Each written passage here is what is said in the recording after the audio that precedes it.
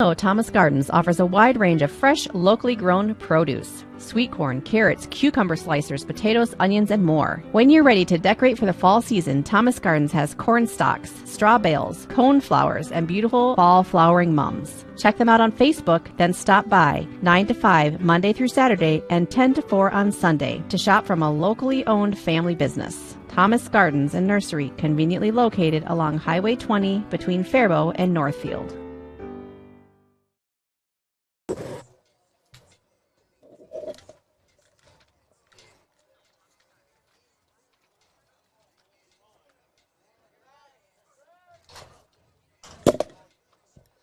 All right.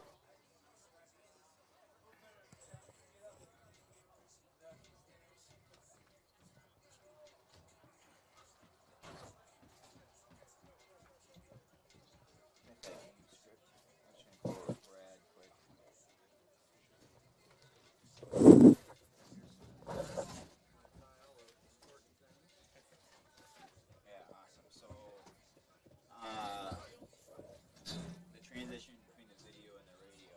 So I'll do a quick little intro, and then I'm gonna play about a 2-minute ad break. Okay. And then when we come back from that, the last ad will be Thomas Gardens and Nursery, just so you know. And then you can, whichever, you two can fight over who arm wrestle, who's gonna do play-by-play or color, who's gonna do what. But then we come back, say that, and then go into the whole, game intro thing. Here's the big scoreboard, and then here's the coach's interview sponsor and their tagline. And then you want to go to the coach's interview right away when you come in, or Yeah, when you come in, we can go through, introduce yourselves, and who the game is, where we are. So who's producing? I'm producing. Yep. But because Jeff back at the radio station, when that Thomas Gardens ad plays, that's when he'll introduce the radio audience. Oh, okay. And that's when we merge, so that when that ad ends, and they hear you guys saying, "This is Northfield Radio Football Team," and Northfield Live, that's where they'll. Who's running the camera? Or Howie Reister. Yep, everybody knows him as Howie for the most part. Okay. I'm gonna go grab us some waters. Everybody want one? Okay. I will. Let me get you some cash, Nope, we got it. I don't know if Howie brought it back up or not.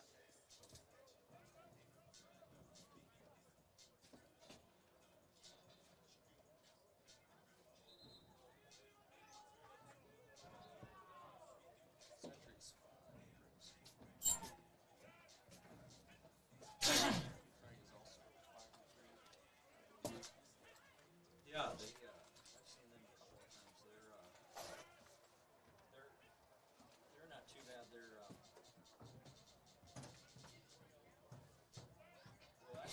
in our section. No, they're in. Aren't they in? They're in our southeast. Right, just southeast, but we're the red, and isn't there like? Well, they're in the red with us, but then when it comes to section, that's not the section. Right. So, I mean, they make it about as complicated as the conference. They don't really look at, but yet they do. Sorted by conference, and then they have the districts, and then this is the section. So, Yeah, that's Mayo, section. Latana, Northfield, Century, Boston. Oh, it's Boston. Why did I see that? I didn't see New York. So, Century is Austin's fifth. Century's fourth. Right. Oh, okay. I looked at the class earlier and I thought it sounded well, it's so confusing because I wasn't sure until late this afternoon who was really in our section. right. And been able to find. Well, they switch it around all the time too. Cause It's and like for basketball, it's totally different. oh yeah, it's totally different. Because we're in the top section. Yeah, we got moved up sections a couple 2 years ago, 3 years ago in basketball.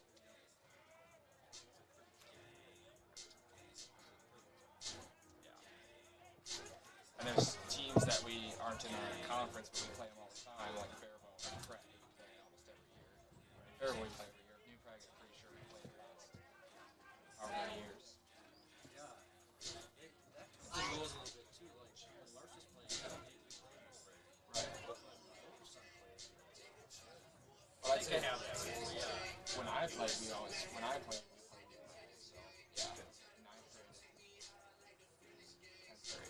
grade. So we've done it for 4 years probably. Okay.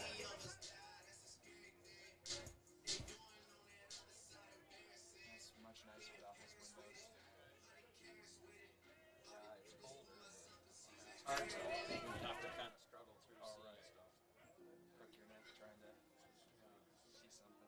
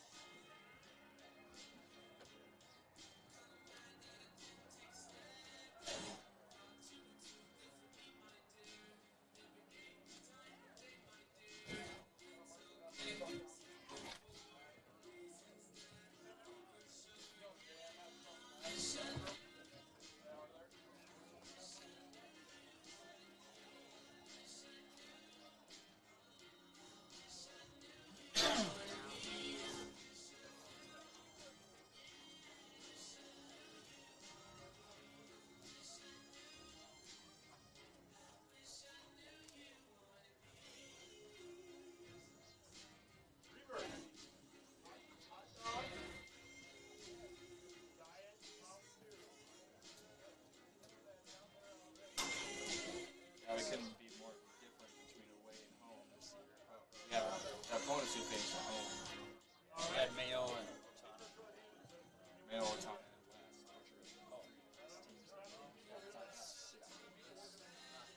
The only away game that we won was JD. That's the only game we won this year. And otherwise, at home we're 4-0, and our point differential is 151 to 19. We only let 3 scores up all year. Whereas away we're 52 to 4, 98. Yeah. So all of our losses are from away. Of course, we played a tough competition. Yeah. Yeah, I think that really points it out is that differential in points between home and away. We tripled our points at home. We only let up 3 scores. I mean, it's just such a flip-flop. Something to do with the competition. It's Right. still very interesting. Right. But even a team, you expect a team once in a while to give up some points to a bad team. But really, every bad team we've played, we have really just kind of stuck it to them. I mean, we haven't messed around with flirting with a loss at the bad team. I mean, JM we won 27-0. We beat Century 41-0. We beat Faribault 41-12. We beat New Prague 35-0. So I mean, every Yeah, I've seen teams of New Prague and what was that last one? we did New Prague. No, we did Century. Yeah, Century was Right. really bad.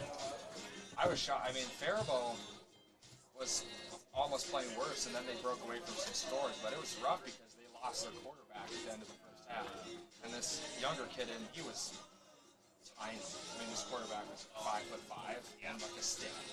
and he threw 2 interceptions, and it was just not like great. And then they had a couple nice runs for touchdowns. I mean, in Century game, even our backup team was playing better than our starters. That was a tough one. And I mean, without, it's playoffs, so it'd be different with JM. They were having a lot of struggles this year. I wouldn't imagine this game being out in a short amount of time. Right. And if so, then I'm excited to go to Owatonna. That'll be a good game. Especially how close it was last time. Yeah. And the last chance for them to beat them at Owatonna, at the old stadium. Yeah, so it'll be their last chance to win at that stadium. As Ned calls it, the Owatonna Dunkin'. Yeah. Ned calls it the Owatonna Dunkin'. Well, that stadium's so strange. Tonight, section 148 quarterfinal game between the Rochester John Marshall Rockets and your Northfield Raiders. I've seen it. It was really nice. Yeah. It was full roof and everything. I mean, they could have played it. The Northfield Booster Club invites you to visit the concession stand located on the north end of the field. Yeah, it's all done. Pop, water, Gatorade, candy, popcorn, pizza, hot dogs, and cookies are available. And we remind you that the Northfield School facilities have a no smoking ban, so please do not use tobacco products at the facility. No smoking in the Metrodome. Then a reminder to please use the trash can for disposing of all paper and trash. Your assistance in keeping our facilities clean is greatly appreciated. And fans should also notice the recycle containers located throughout the facility. Please put plastic bottles in those containers only.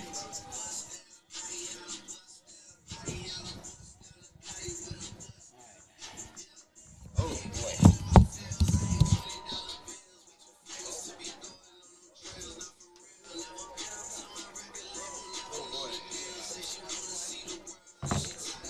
I hope we don't have to pronounce some of these names. I couldn't even begin to go with that. There's some tough ones in there.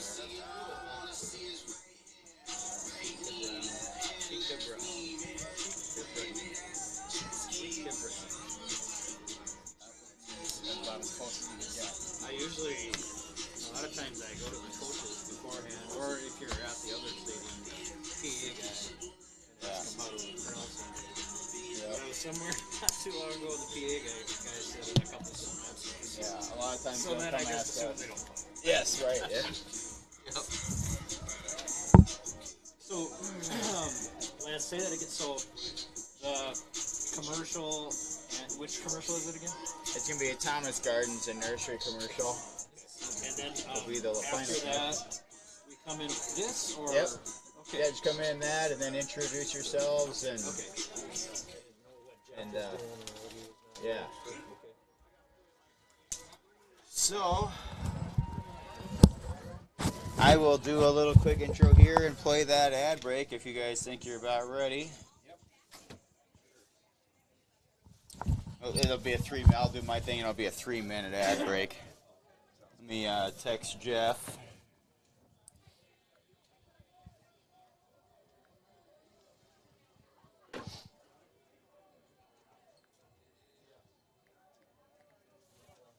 One thing I like about football in the fall is how clear it is every night. Yeah, right?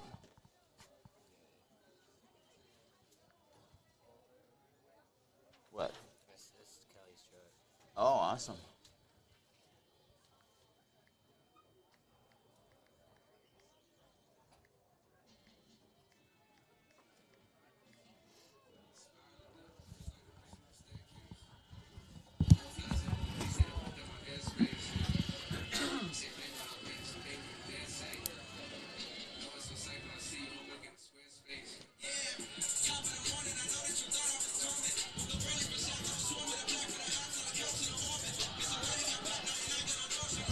I'm on, aren't I?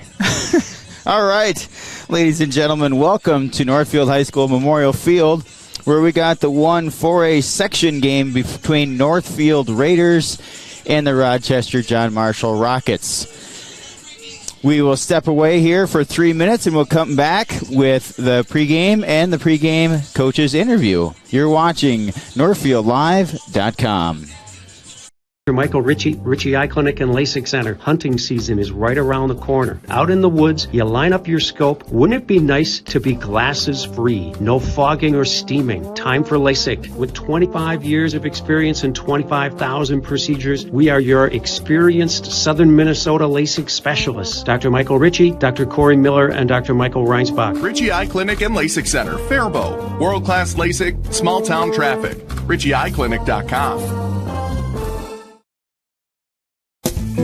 At Merchants Bank, we're committed to helping our customers fulfill their hopes and dreams. But what does that look like? It means being there to guide you through financial choices, like tips for maximizing your savings or choosing an affordable mortgage option based on your needs. It means we have digital banking tools to make your life easier. And when you need a local, friendly person to talk to, we're here for you then, too. Join Merchants Bank family today. Visit merchantsbank.com or stop in today. No matter what business you're in, it's hard to find someone to keep your business clean. ServiceMaster by Ayatt's janitorial services cover everything from floor care and carpet cleaning to general cleaning, windows, and power washing. When you're in need of janitorial cleaning services, demand the yellow van. Call ServiceMaster by Ayatt today. Demand the yellow van. Call ServiceMaster. Northfield Construction Company has provided quality general contracting services to the Northfield community for over 45 years. Our experienced and diverse team can handle projects from the smallest home remodel to a large-scale commercial project. Whatever your construction need, Northfield Construction will deliver. Call us today about your next project. 507-645-8975. Heritage Dental Care in Northfield is a general dental clinic specializing in a variety of dental procedures and services. New patients and emergencies are welcomed 5 days a week. Heritage Dental Care is a proud supporter of Northfield Athletics and wish all of our athletes the best of luck this season. Make an appointment today with Dr. David Bruss, Dr. David Buck, or Dr. Michael Thompson. Go Raiders! We all know Thomas Gardens offers a wide range of fresh, locally grown produce. Sweet corn, carrots, cucumber slicers, potatoes, onions, and more. When you're ready to decorate for the fall season, Thomas Gardens has corn stalks, straw bales, cone flowers, and beautiful fall flowering mums. Check them out on Facebook, then stop by 9 to 5 Monday through Saturday and 10 to 4 on Sunday to shop from a locally owned family business. Thomas Gardens and Nursery, conveniently located along Highway 20 between Faribault and Northfield. Good evening, everyone. It's Northfield Raider football on KYMN Radio and NorthfieldLive.com. Thanks so much for joining us tonight. Brad Presteman here along with Elijah Beisel, Lance Reister doing the producing, and Howie Reister running the cameras up on top. Hope Howie's dressed warm up there. It's time for playoff football, folks. The regular season is over. This is the first round of the Minnesota State High School football playoffs tonight, and this is in Section 1-5A, and the Raiders, the Northfield Raiders, will take on the Rockets from John Marshall High School. The winner of this game will play against the number 2 seed, Owatonna, this Saturday night at 7 o'clock, and that will be down in Owatonna. Well, Elijah Beisel right alongside me. Elijah, how are you doing today? I'm doing great. Good to be here with you, Brad. Good. You're doing a wonderful job, by the way. Let me just tell you that. Listened to you last week and worked with you a few weeks ago, and just fun to see you doing so well. Well, what do you think about this game tonight? The Raiders up to the task? I think so. I think, these games, you can't overthink them. You can't put too much pressure on yourself because it's a playoff game, but you also have to realize the fact that your season's on the line tonight. Of course, this is a game against JM, a team that we played earlier this year and won away. It was the only away victory we've had this year. We won 27-0, so we have some confidence that we can beat them for sure. And JM has had a tough season this year, going 0-8. Raiders are 5-3, so I believe we can win this game. I think the Raiders know they can too. I talked to Ewell a bit, and he seemed like he's happy with how this team's prepared for the game. Yeah, it's always that do or die now, right? It's you lose and your season is shockingly and suddenly over, especially in a game that most people would expect you to win, and that can be a real trap sometimes. So hopefully the Raiders will come out and play the kind of football that we know they can. When you look at the rest of the section, so Rochester Mayo is the number 1 seed, and they have one loss. That one loss was to Mankato West, so not a bad loss there. Owatonna is the 2nd seed. Then right behind Owatonna is Northfield. And then Rochester Century is the next spot there in the 4th seed. Austin is the 5th seed. And then JM, who's here tonight to play the Raiders, is the number 6 seed. And JM's had a tough time of it this year. They have not won a game. They're sitting at 0-8, and so that's been a tough season for them. They're a very, very young team, and they've had a lot of really critical injuries right at the start of the year. And I saw them in another setting with another company a month or two ago, and their coach told me, Kyle Riggett, that they had only 3 seniors that played, and so at that time, part of that was due to the injuries. But so a very, very young football team. Yeah, for sure. And JM, one thing to be wary of is when you're playing a team like this is they have nothing to lose. The JM has nothing to lose. That's something you have to be very afraid of because they're 0-8. They haven't won a game. And that they're here and they would really, really like to win their first game of the season in the playoffs, how special it would be for them. So you have to be wary of that fact that they are going to play as hard as they can because they have nothing to lose. The Raiders obviously have the advantage in seeding and record and have beaten them earlier. So they have to be careful here and being careful and being methodical, not making mistakes, and just getting this game done as quickly as they can. Right. Well, you had a chance to talk to Raider head coach Brent Ewell a little while ago here, so why don't we take a listen to see what you heard? Absolutely. As I pull it up here.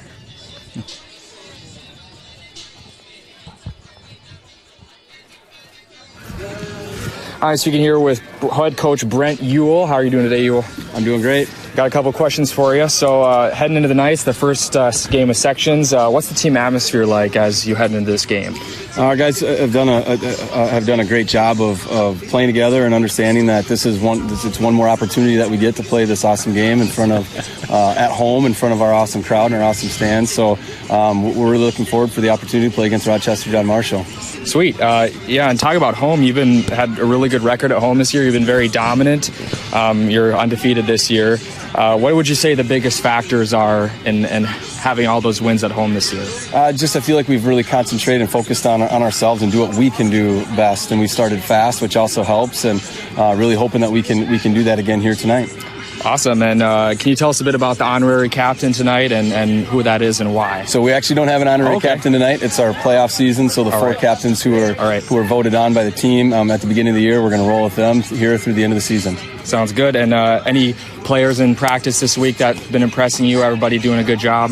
Yeah, they did a great job. I think we did a great job preparing. It gets tough sometimes to keep that focus after week 8 and then MEA break, and we had really good practice attendance. And then obviously this week it's a super short week with 1 day of practice, and we were fortunate enough to be able to get in the dome with all the Dennis Dome with all the bad weather we had yesterday. So we had a pretty good practice yesterday, a good day of preparation, and look forward to hopefully carrying that onto the field here tonight. Great. And last thing here, this is a must-win situation to continue the season. How do you convey the importance of the game while also having your team be comfortable and confident coming into this? Yeah, it's something we talk about all year, honestly, right from the start of fall camp. Just that sometimes your time is limited, and the opportunities that you get to play the game of football aren't very many.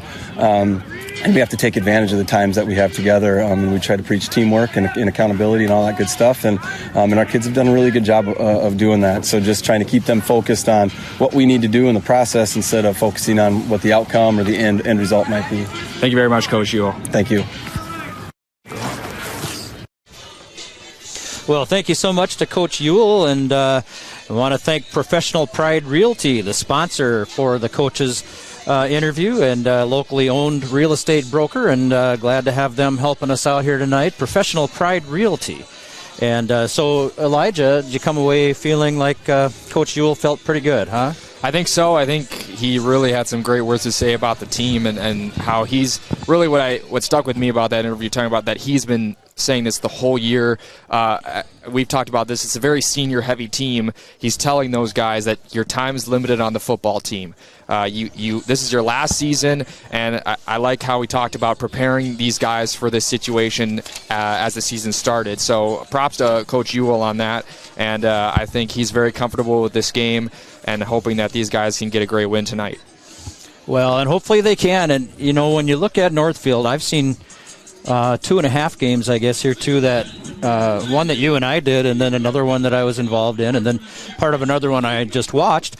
And to me, there's a lot of good speed, some good linemen, but when it comes down to it, it's really Cam Kaiser that stirs this drink. Absolutely. I mean, he is just, how incredible has he been this season? And again, I want to stress the fact that the Raiders' plan this year was not to have Cam Kaiser start at quarterback. Their plan was to have senior Soren Richardson come in, and he's been the quarterback for a couple years.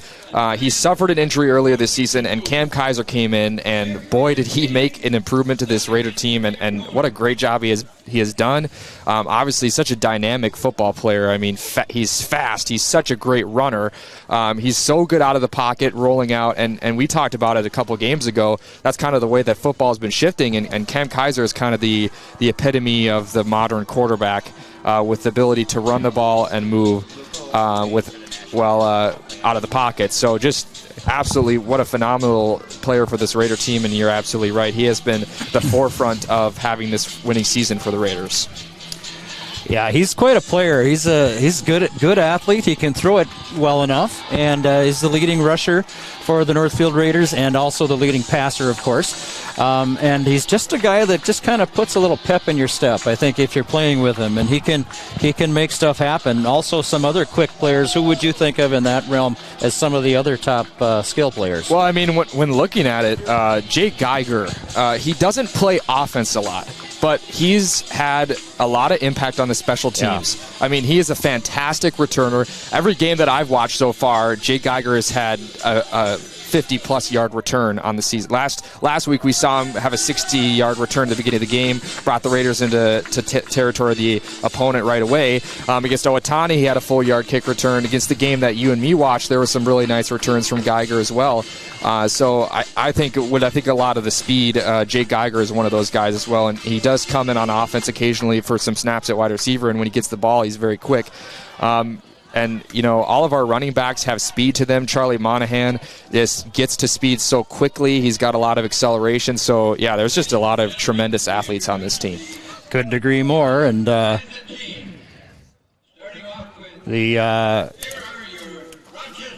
announcements being made now by the play-by-play gentleman. Just wanted to hear what he was saying here. But just kind of introducing the teams to the crowds and kind of setting up the game a little bit out there.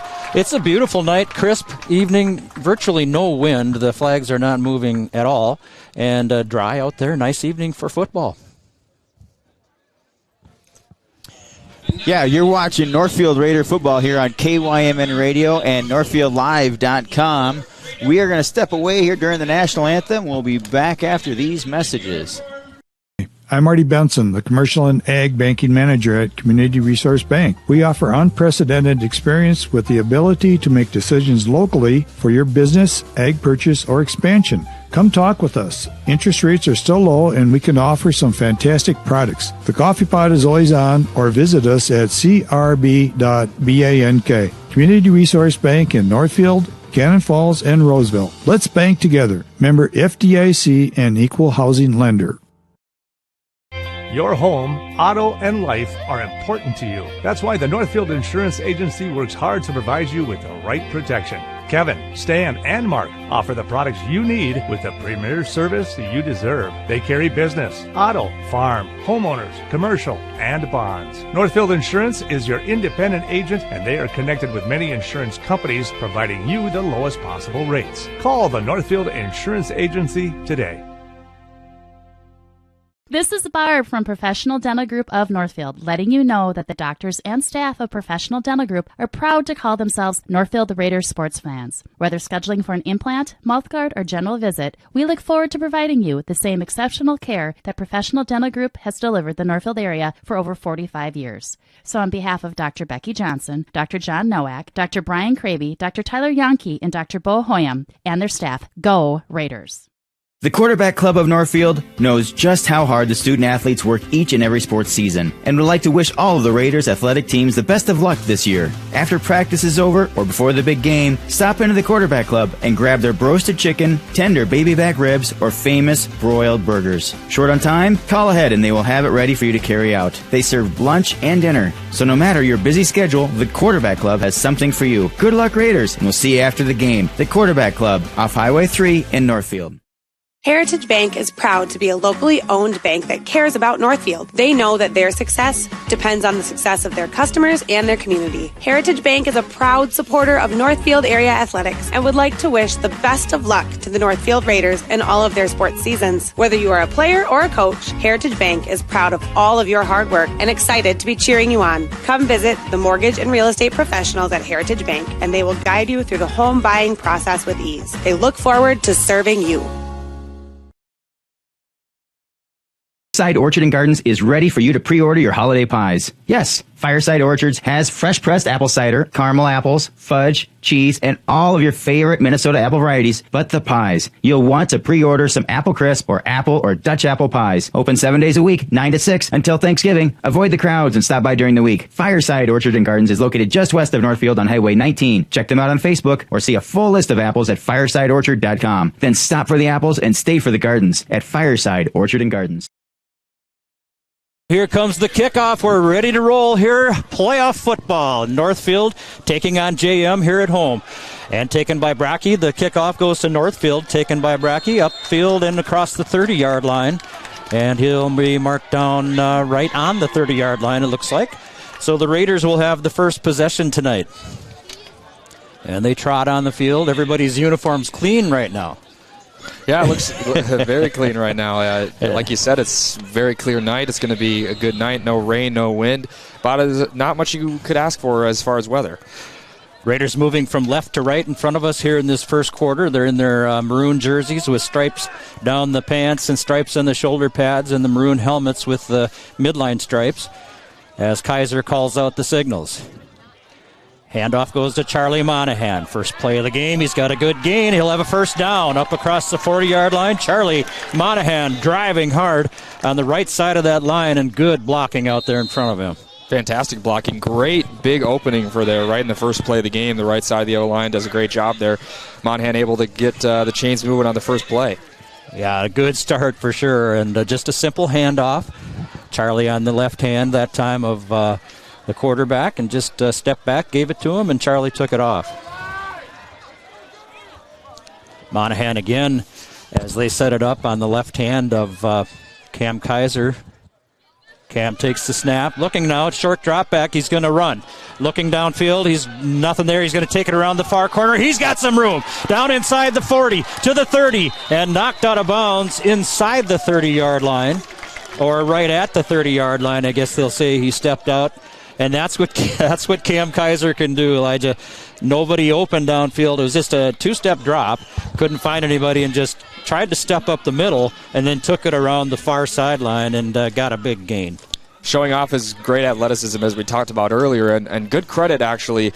It didn't result in a pass, but the line did a good job of still containing those linemen so that Cam Kaiser could have some room to run.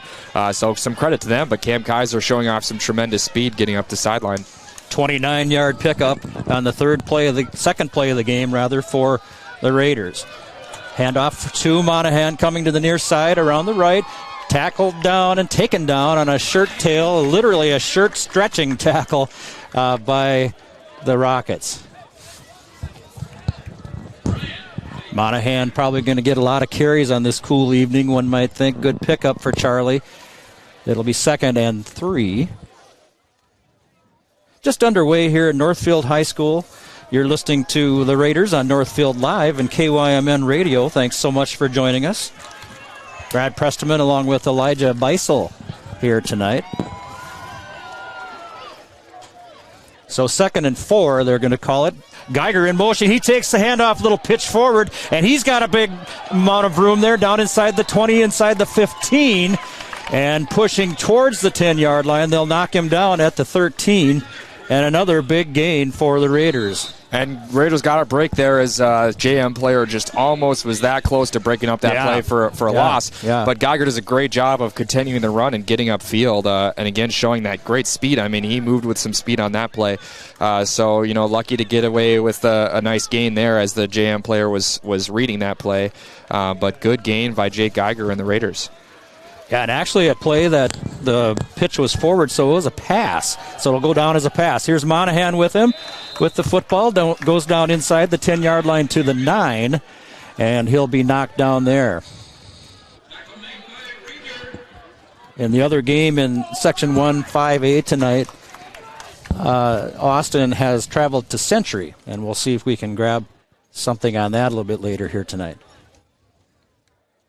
And Owatonna and Mayo having the bye week, so they'll be thankful for their good regular season, having to have a week off, another week to prepare. Actually, Saturday they'll be playing. And hopefully the Raiders can get on to Owatonna, as they are definitely seeking to have a win against them. Absolutely. Kaiser under center, pitches it back. Monahan in down close to the goal line. It looks like he's in. Where's the count? There it is. There's the signal, and the Raiders' first touchdown comes at 9:07 to go in the first quarter as they quickly took it downfield and punched it in the end zone.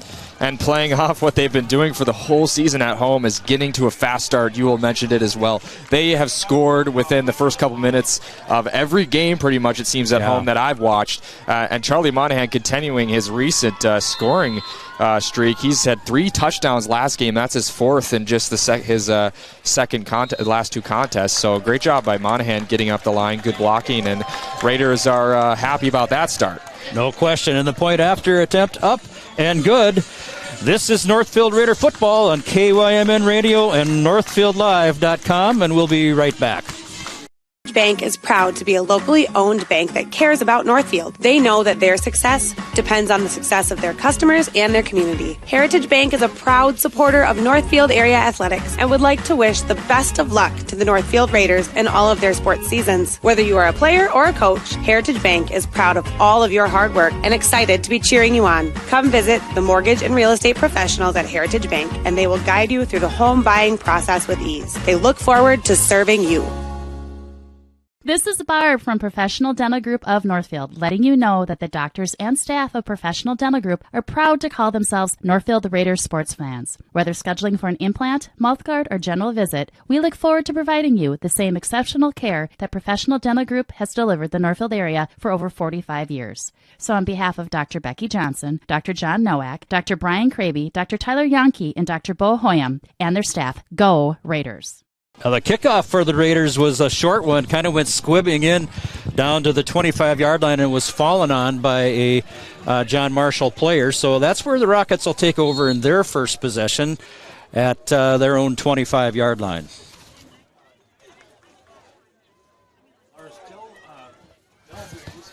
Just going over the starting lineup for the Raiders tonight on defense. Nose guard, you have Isaiah Steiner, number 76, and 2 tackles, Joey Schultz, Hayden Kelly. Your linebackers are Austin Kep and Cam Kaiser, also quarterback, and Cam Melgren and Gabe Sawyer also at middle linebacker. Your free safeties, Tyler Hughes, strong safety, Braden Brecky, and your 2 other pass coverers are Jake Geiger and Tate Wilson. And a handoff on the first play for the Rockets will go for about a 3-yard gain, 2 or 3 yards, and not a big gain that time. Good job by the Raider defense on the run by Tyshawn Bean.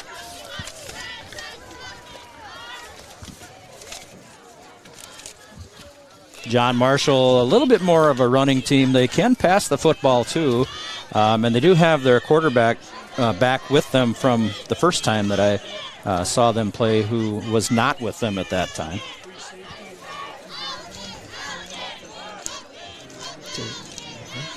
And right now we don't have his number on the roster, so we'll have to figure out who that is as they take it for a run around the far side, and that's a big loss. The Raider defense taking him down for a 4-yard loss. It'll be third down and 11 yards to go. So a good job by the Raiders again.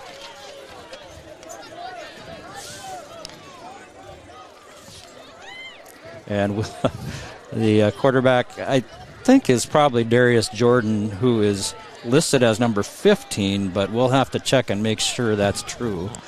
Sometimes kids forget a uniform at home or something like that, having having 2 sons and also having coached a few kids. Back to throw now is John Marshall. It'll be short, a catch, but it'll be short of the first down by about 6 yards, and it was a 4 or 5 yard gain right in there. So 4th and long for the John Marshall Rockets and their first possession. The Raider defense holding tight and looking good, Elijah. Absolutely, and here comes the special teams. Raiders have blocked a couple of punts the last few games. Last game they had 2 punt blocks. The game that you and I watched, they had a couple tips on the ball. So Raider punt blocking has been exceptional. We'll see if they can get through the line here as Century goes 3 and out and about to punt the ball.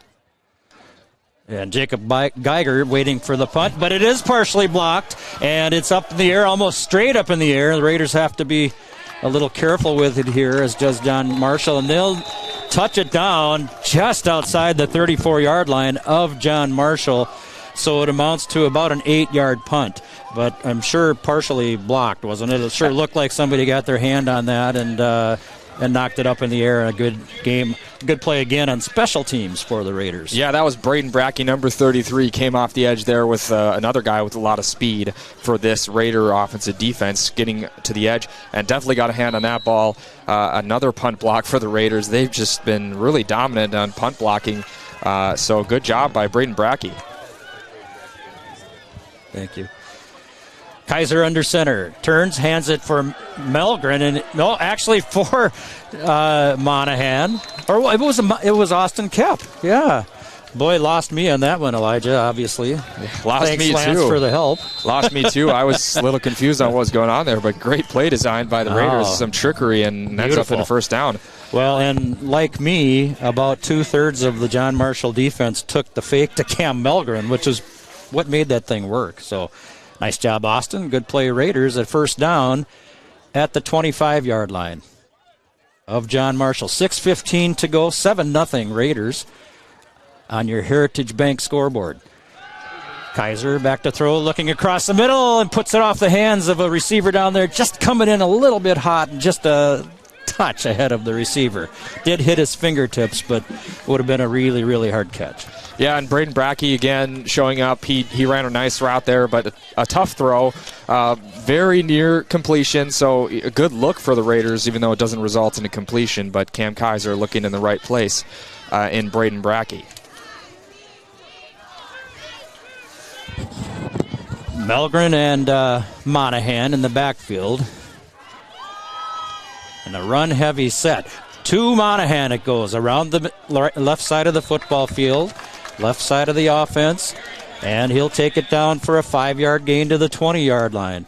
Nice, careful job by Charlie that time, just kind of waiting behind his blockers and picking his way down for a 5-yard gain.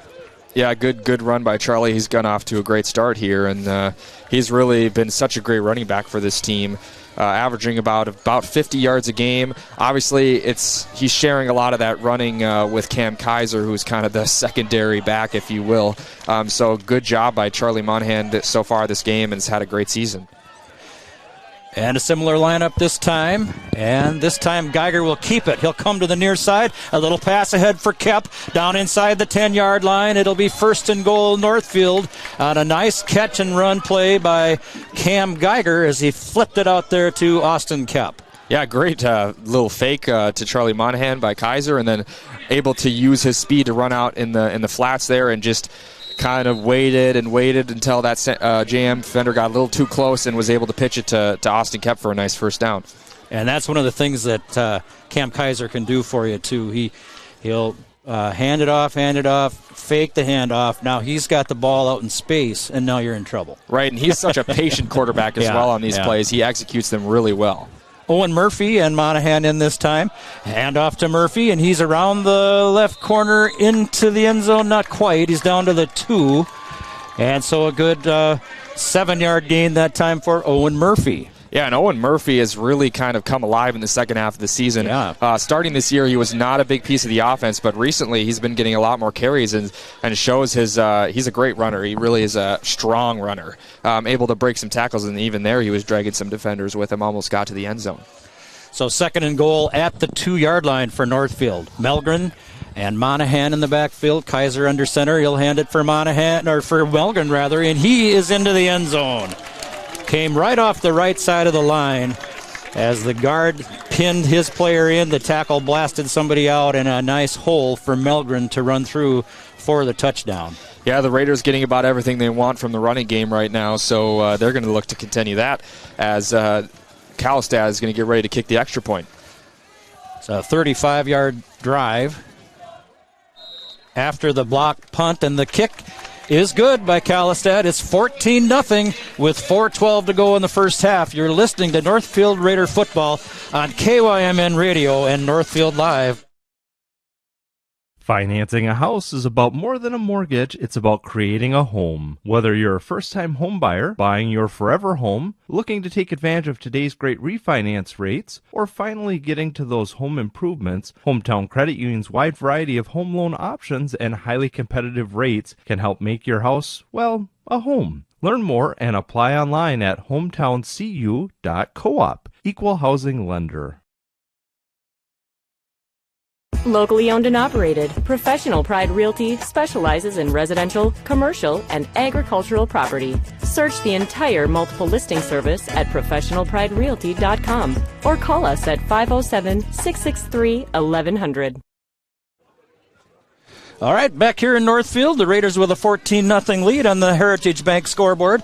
And the kickoff is muffed a little bit by the Rockets, and they try to turn it, bring it back across the other side and bring it around the corner and lose an additional 5 yards in the situation, and they wind up back at their own 15-yard line to start this drive. Yeah, that's number 1, Gavin Novotny, the junior. He's kind of had his handprints on some recent games. He had an interception last week against Faribault. So Gavin Novotny making a really great tackle there as Century is pinned back to the 14-yard line. So great job by Novotny, and Raiders have been kind of electing to do this low little squib kick with Kalistad, and I've seen it work these past couple of games because it's, a lot of times the returner gets a little ahead of himself and kind of fumbles the ball, and it happened there again. Yeah, and it goes kind of to an area they're not used to receiving it, and sometimes it might go to an up man.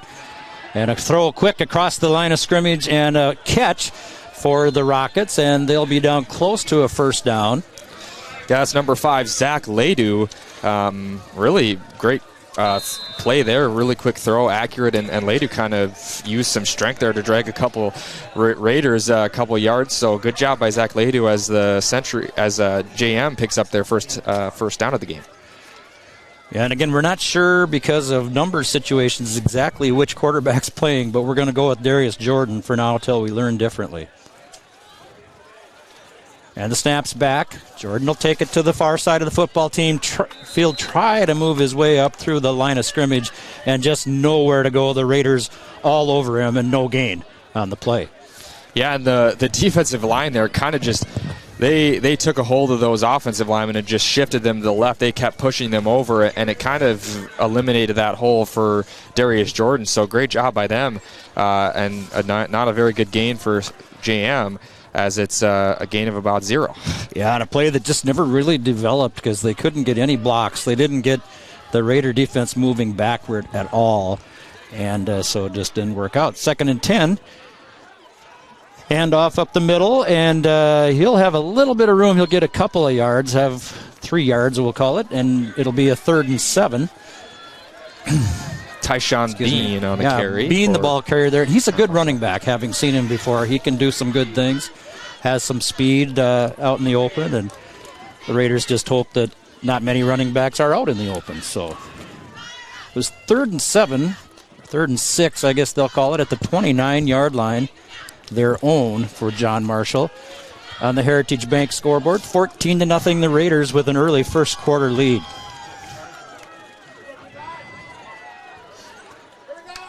Jordan in the shotgun. Mean behind him. A little quick pass and almost intercepted as it hit the receiver and kind of bounced off his pads and then went up in the air. A couple Raiders went for it. Really good pass coverage, too, for Northfield. Yeah, Cam Kaiser just kind of hit him like a freight train as soon as that ball touched him. So great work by Cam Kaiser. You saw they had a chance to have a nice reception there. It looked like Coach Ewell was getting excited on the sideline. It looked like they may have messed up a little bit of coverage, but Cam Kaiser with a great play there. So a punting situation again for John Marshall. They did pick up a first down in that drive, in that possession. 2 minutes and 4 seconds to go, and here's the punt. Waiting for it is Geiger, but it's a tall, spinning, end-over-end punt that does take a little bit of a rocket bounce, and it'll go into the Northfield end of the football field, and it'll be placed down at the 49-yard line. So on that one, 22-yard punt. And so the punting game has not been great so far for John Marshall. No, and at that time, he had the blocking he needed. There was no Raider near him, so just a bad punt there. He can't really blame the block on that one. That was just a too high arcing punt, but he did get a little bit of a roll. But again, Raiders having great field position as they have really done a great job this year of putting themselves in great field position with excellent defensive play. So here come the Raiders. No question about that as far as the defensive play goes, Elijah, that's for sure. And a two tight end formation. Here's Monahan with the ball. He's moving up towards the first down, and he'll have it inside the 40-yard line to the 39-yard line of John Marshall. And again, Charlie just not blasting anybody too much, just kind of picking his way behind the blockers and then accelerating through openings, and a great carry for Charlie Monahan. Right, and Charlie is such a good runner after the contact. You know, a guy wraps him up, but he's going to get another 3-4 yards after that point just because of how strong he is. So he's a great runner for that reason, and it works in a game like this where they're getting those 10-yard gains about at will. All right, Cam Kaiser in the shotgun situation, 3 wideouts this time, and he drops to pass. Now moving out of the pocket, coming to the near side, looking, has a short pass that I think was dropped. No, it is a catch for Dom DiMaggio. Good catch for Dom out of the tight end position, an 8-yard gain for the Raiders. And again, we see Cam Kaiser with that kind of patient waiting as the JM defender came across the line. So just showing off his tremendous quarterback play. He's patient with the ball. He can run the ball. He's a great passer. So again, we are just very lucky to be able to watch this young man play football. Well, I'm not a great play calling mind, but can't you imagine him rolling out in that situation? And they know they can't get too far away from him, so maybe a long pass will be there as the night goes along. Here's Kaiser with it, moving to the far side, throwing down the football field, looking for Gabe Sawyer, who has it, and he's in for the touchdown. Another Raider touchdown on a beautiful play, a 31-yard pass play. Kaiser to Sawyer, and a touchdown for the Raiders. And on the Northfield, on the scoreboard, the Heritage Bank scoreboard, 2:52 to go, 20-0 with the extra point upcoming, and a great play by both Kaiser and Sawyer. Fantastic throw by Cam Kaiser and a good catch by Sawyer right in the breadbasket. Again, JM broke through the line there and just missed the tackle. So the Raiders are getting a bit, lucky with these guys not breaking up the plays, and JM just not doing a really good job of tackling, and the Raiders are making them pay for it. So great job by the Raiders to have a wonderful touchdown pass by Cam Kaiser there. And the point after is good. So on the Heritage Bank scoreboard, the scoreboard reads, we're still in the first quarter, folks, and it's 21-0, the Northfield Raiders in charge.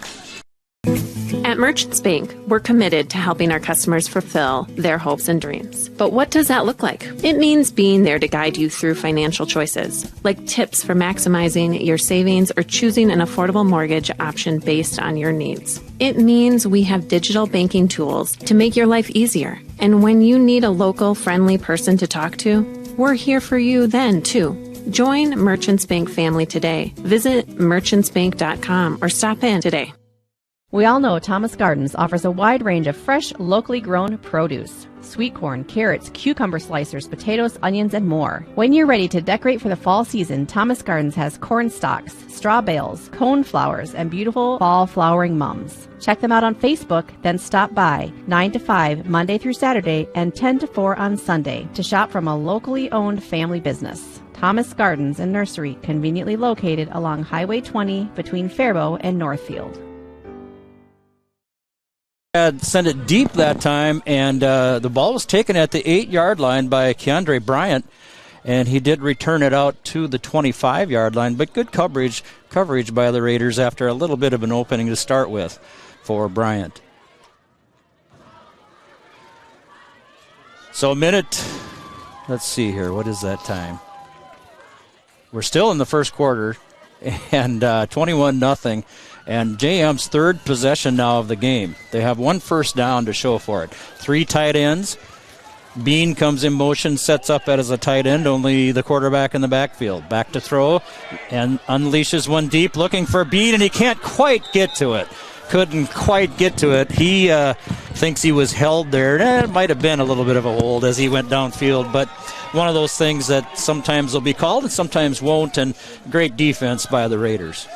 Yeah, it looked like he might have got dragged a little bit by the Raider D-back there. Couldn't pick out the number, but obviously not being called. The referees, it's tough to get an angle on a play like that. So yeah, for sure. They choose not to call anything there. 2nd and 10 at their own 25-yard line for JM. And the handoff will go to Bean. He'll try to work around the left side. He'll be dropped for a 5-yard loss, or a 4-yard loss, rather, back to the 21-yard line on just great defensive play. Yeah, they just broke up that play really early.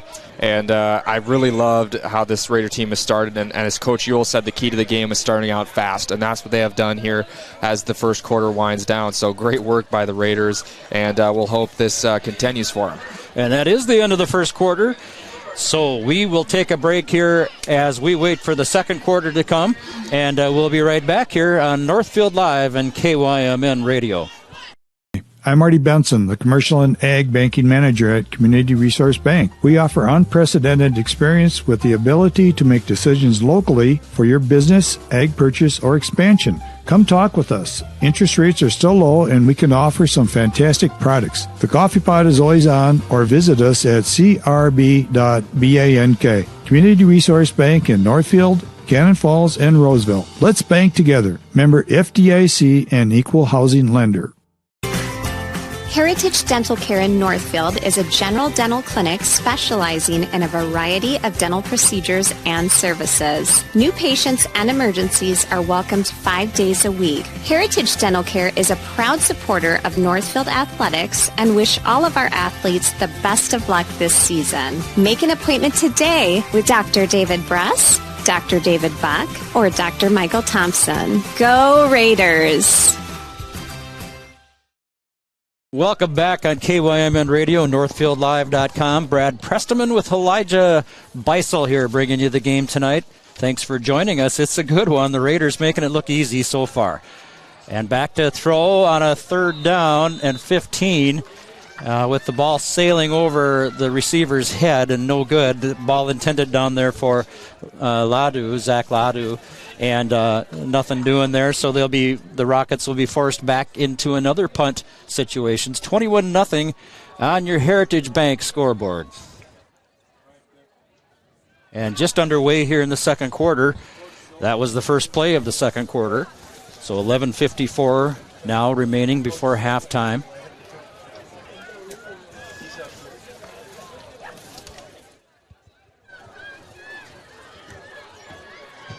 And here's the punt, almost blocked again, and maybe it was touched. It goes to Geiger at the 46-yard line of JM. So again, John Marshall just keeps having trouble getting themselves in terrible field position with a punting game that's really hurting right now. Yeah, and the Raiders putting so much pressure on the punter, and they've done that well all year at home. This game is looking very similar to the last game we called, Brad, where the Raiders just came out firing at the beginning. Yeah. I believe that at the end of the first quarter it was 21-0 that game. So, and again, Coach Ewell mentioned it as well, but the Raiders doing the work they're doing right now, they really want to play Owatonna next Saturday here. Oh, no doubt. It'd be in Owatonna, unfortunately, but yeah. So there's a handoff to Charlie Monahan right up the middle. He'll have an 8-yard carry, or maybe call it 9. Leave him in 2nd and 1. And Charlie is racking up some yards tonight, Elijah. Boy, is he ever, and it seems about every run he takes is 5 yards plus. So, and it's, he hasn't broken open for a big run, and that big run's not necessarily there, but they're certainly leaving the middle of the field open for Charlie as he's continuing to drive this Raider offense. Absolutely. Kaiser under center this time. 2 running backs behind him. Handoff goes to Owen Murphy, and he'll be around the left side and up for a good gain and a first down and a 4-yard gain, maybe 5-yard gain. He'll take it down to the 26-yard line. Let's see, one lineman standing on the 26th and one on the 27th. They're going to mark it down right in between. So that works out well. Just a word about referees, guys. These referees work so hard, and there's a real problem right now with the referee shortage, so just appreciate the work they do. They're trying hard, doing their very best. Kaiser under center, 2 running backs behind him, and the pitch goes to Charlie Monahan, working his way to the right with a first down inside the 15-yard line, or not quite to the first down marker, I guess. It'll be a pickup of 9. And again, Charlie just pounding away with that big offensive line out in front, and we can't forget about them. They don't get a lot of credit, but they're really the ones making this chug away tonight. Right, and those guys on the line are Joey Schultz, the senior.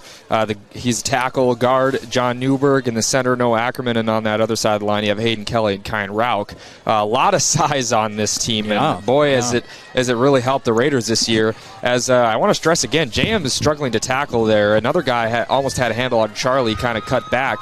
But the Raiders having some good plays off of some missed tackles. Kaiser back to throw, looking, and it is knocked away as the ball kind of fluttered and hung in the air for a minute. He was looking for Owen Murphy at the 2-yard line, and the ball just kind of hung in the air a little bit too long for Cam that time. And I was afraid there was an interception coming, honestly. And there is a flag now on the football field, so we'll see what that is.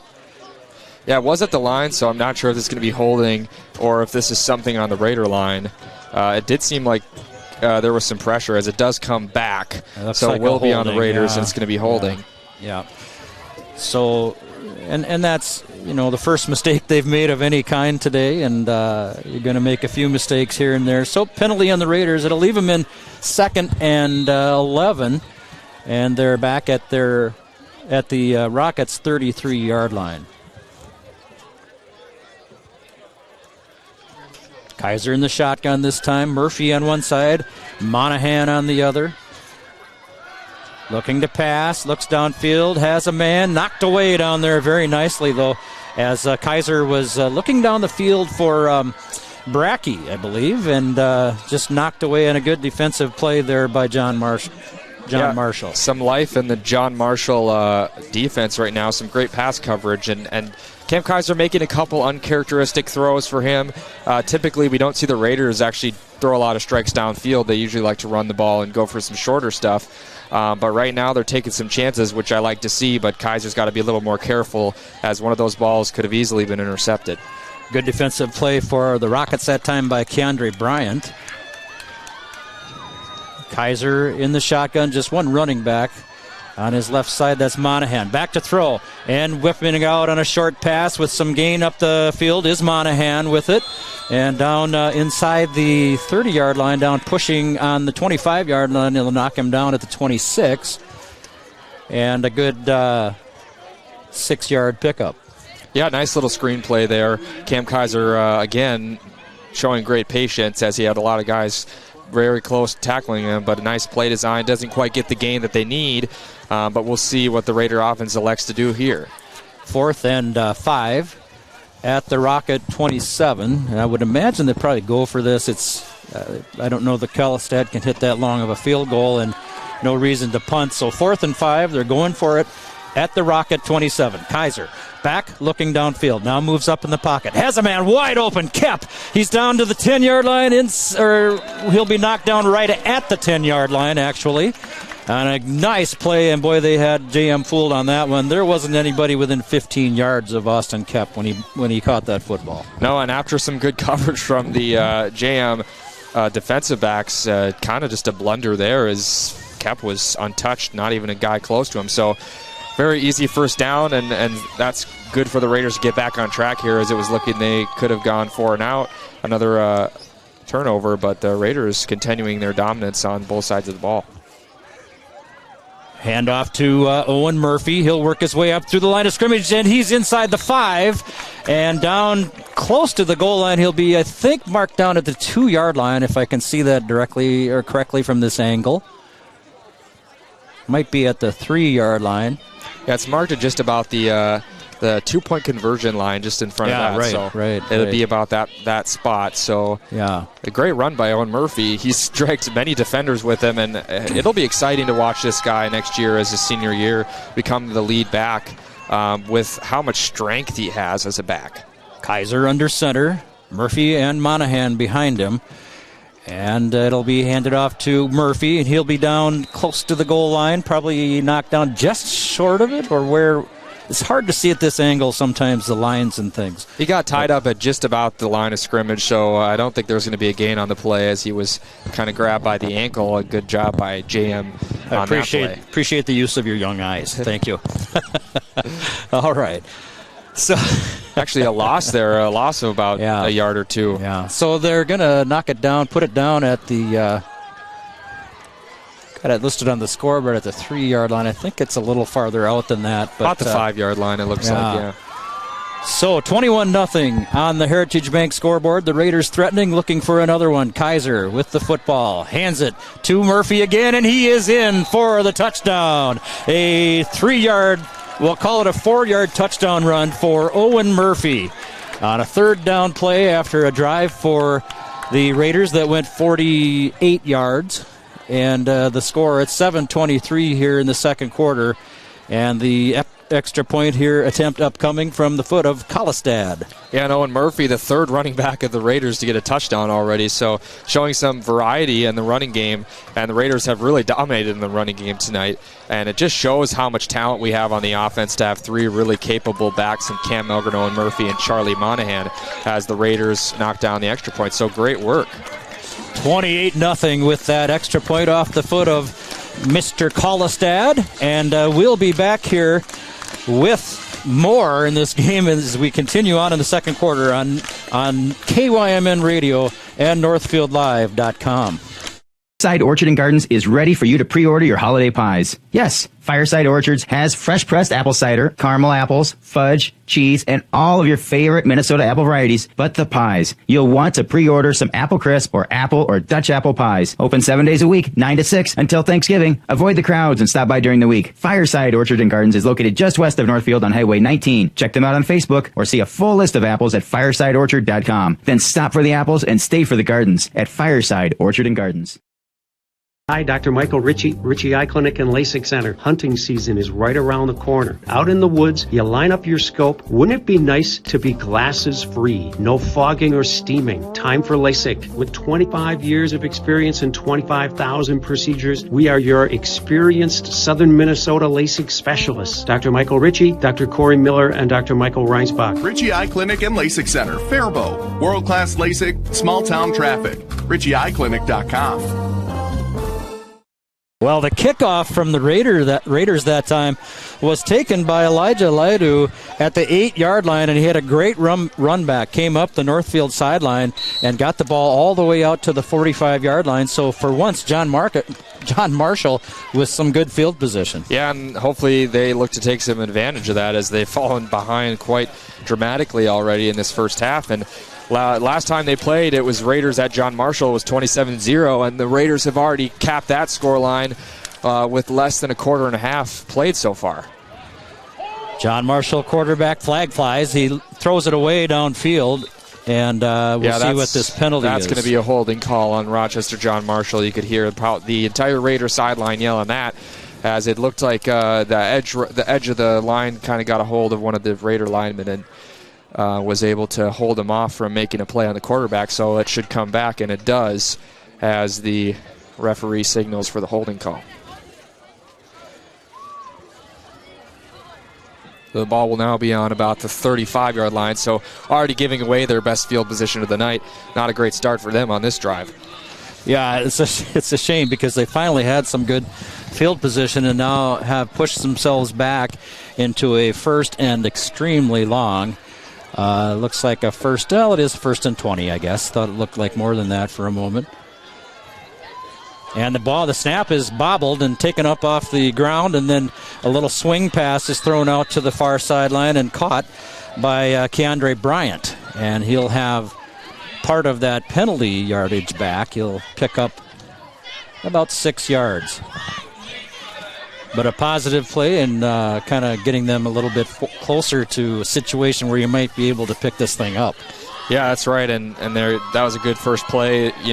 Quarterback kind of dropped the ball a little bit, but was able to get the ball off. But a good job by the Raiders. They kind of saw that right away. There was all 4 of those pass coverers were ready for the tackle. Made sure that play wasn't longer than it was. 2nd and 14 at their own 41 for the Rockets. Back to throw, and another one to the running back now on the far side of the football field. Little swing pass, if you will. And let's see, that was Bryant again, was it? Or that was Tyshawn Bean, number 2 on the reception there, as they kind of get back to the line at their original spot on 3rd down. So they'll look to get their second first down of the game here. Right. 3rd down and a long 10, close to 11, as the ball sits at the 43.5-yard line of John Marshall. Raiders have been playing good defense. As you said, they're only have 1 first down so far, does John Marshall, and we're 5:41 here left before halftime. Back to throw again. John Marshall being pressured and taken down in the backfield for a big loss. They'll have him back to a 4th and 20 is what it'll be here after the sack. And that's Hayden Kelly, number 62. Great job of poking through that line. And I was just going to discuss, had they not converted, we've talked about it before, but when is the time to go for it on 4th down? Right. But when it's 4th and 20, it's not much worth it, so they're going to punt here, of course. But I was just thinking, it's 28-0. They might start electing to go for it on those. It might become a 4-down game for JM. Right. Good point. And the punt, again, a poor one, and it'll come down at the 45-yard line, take a little bit of a bounce for JM, and it'll be set down at about the 47-yard line of JM.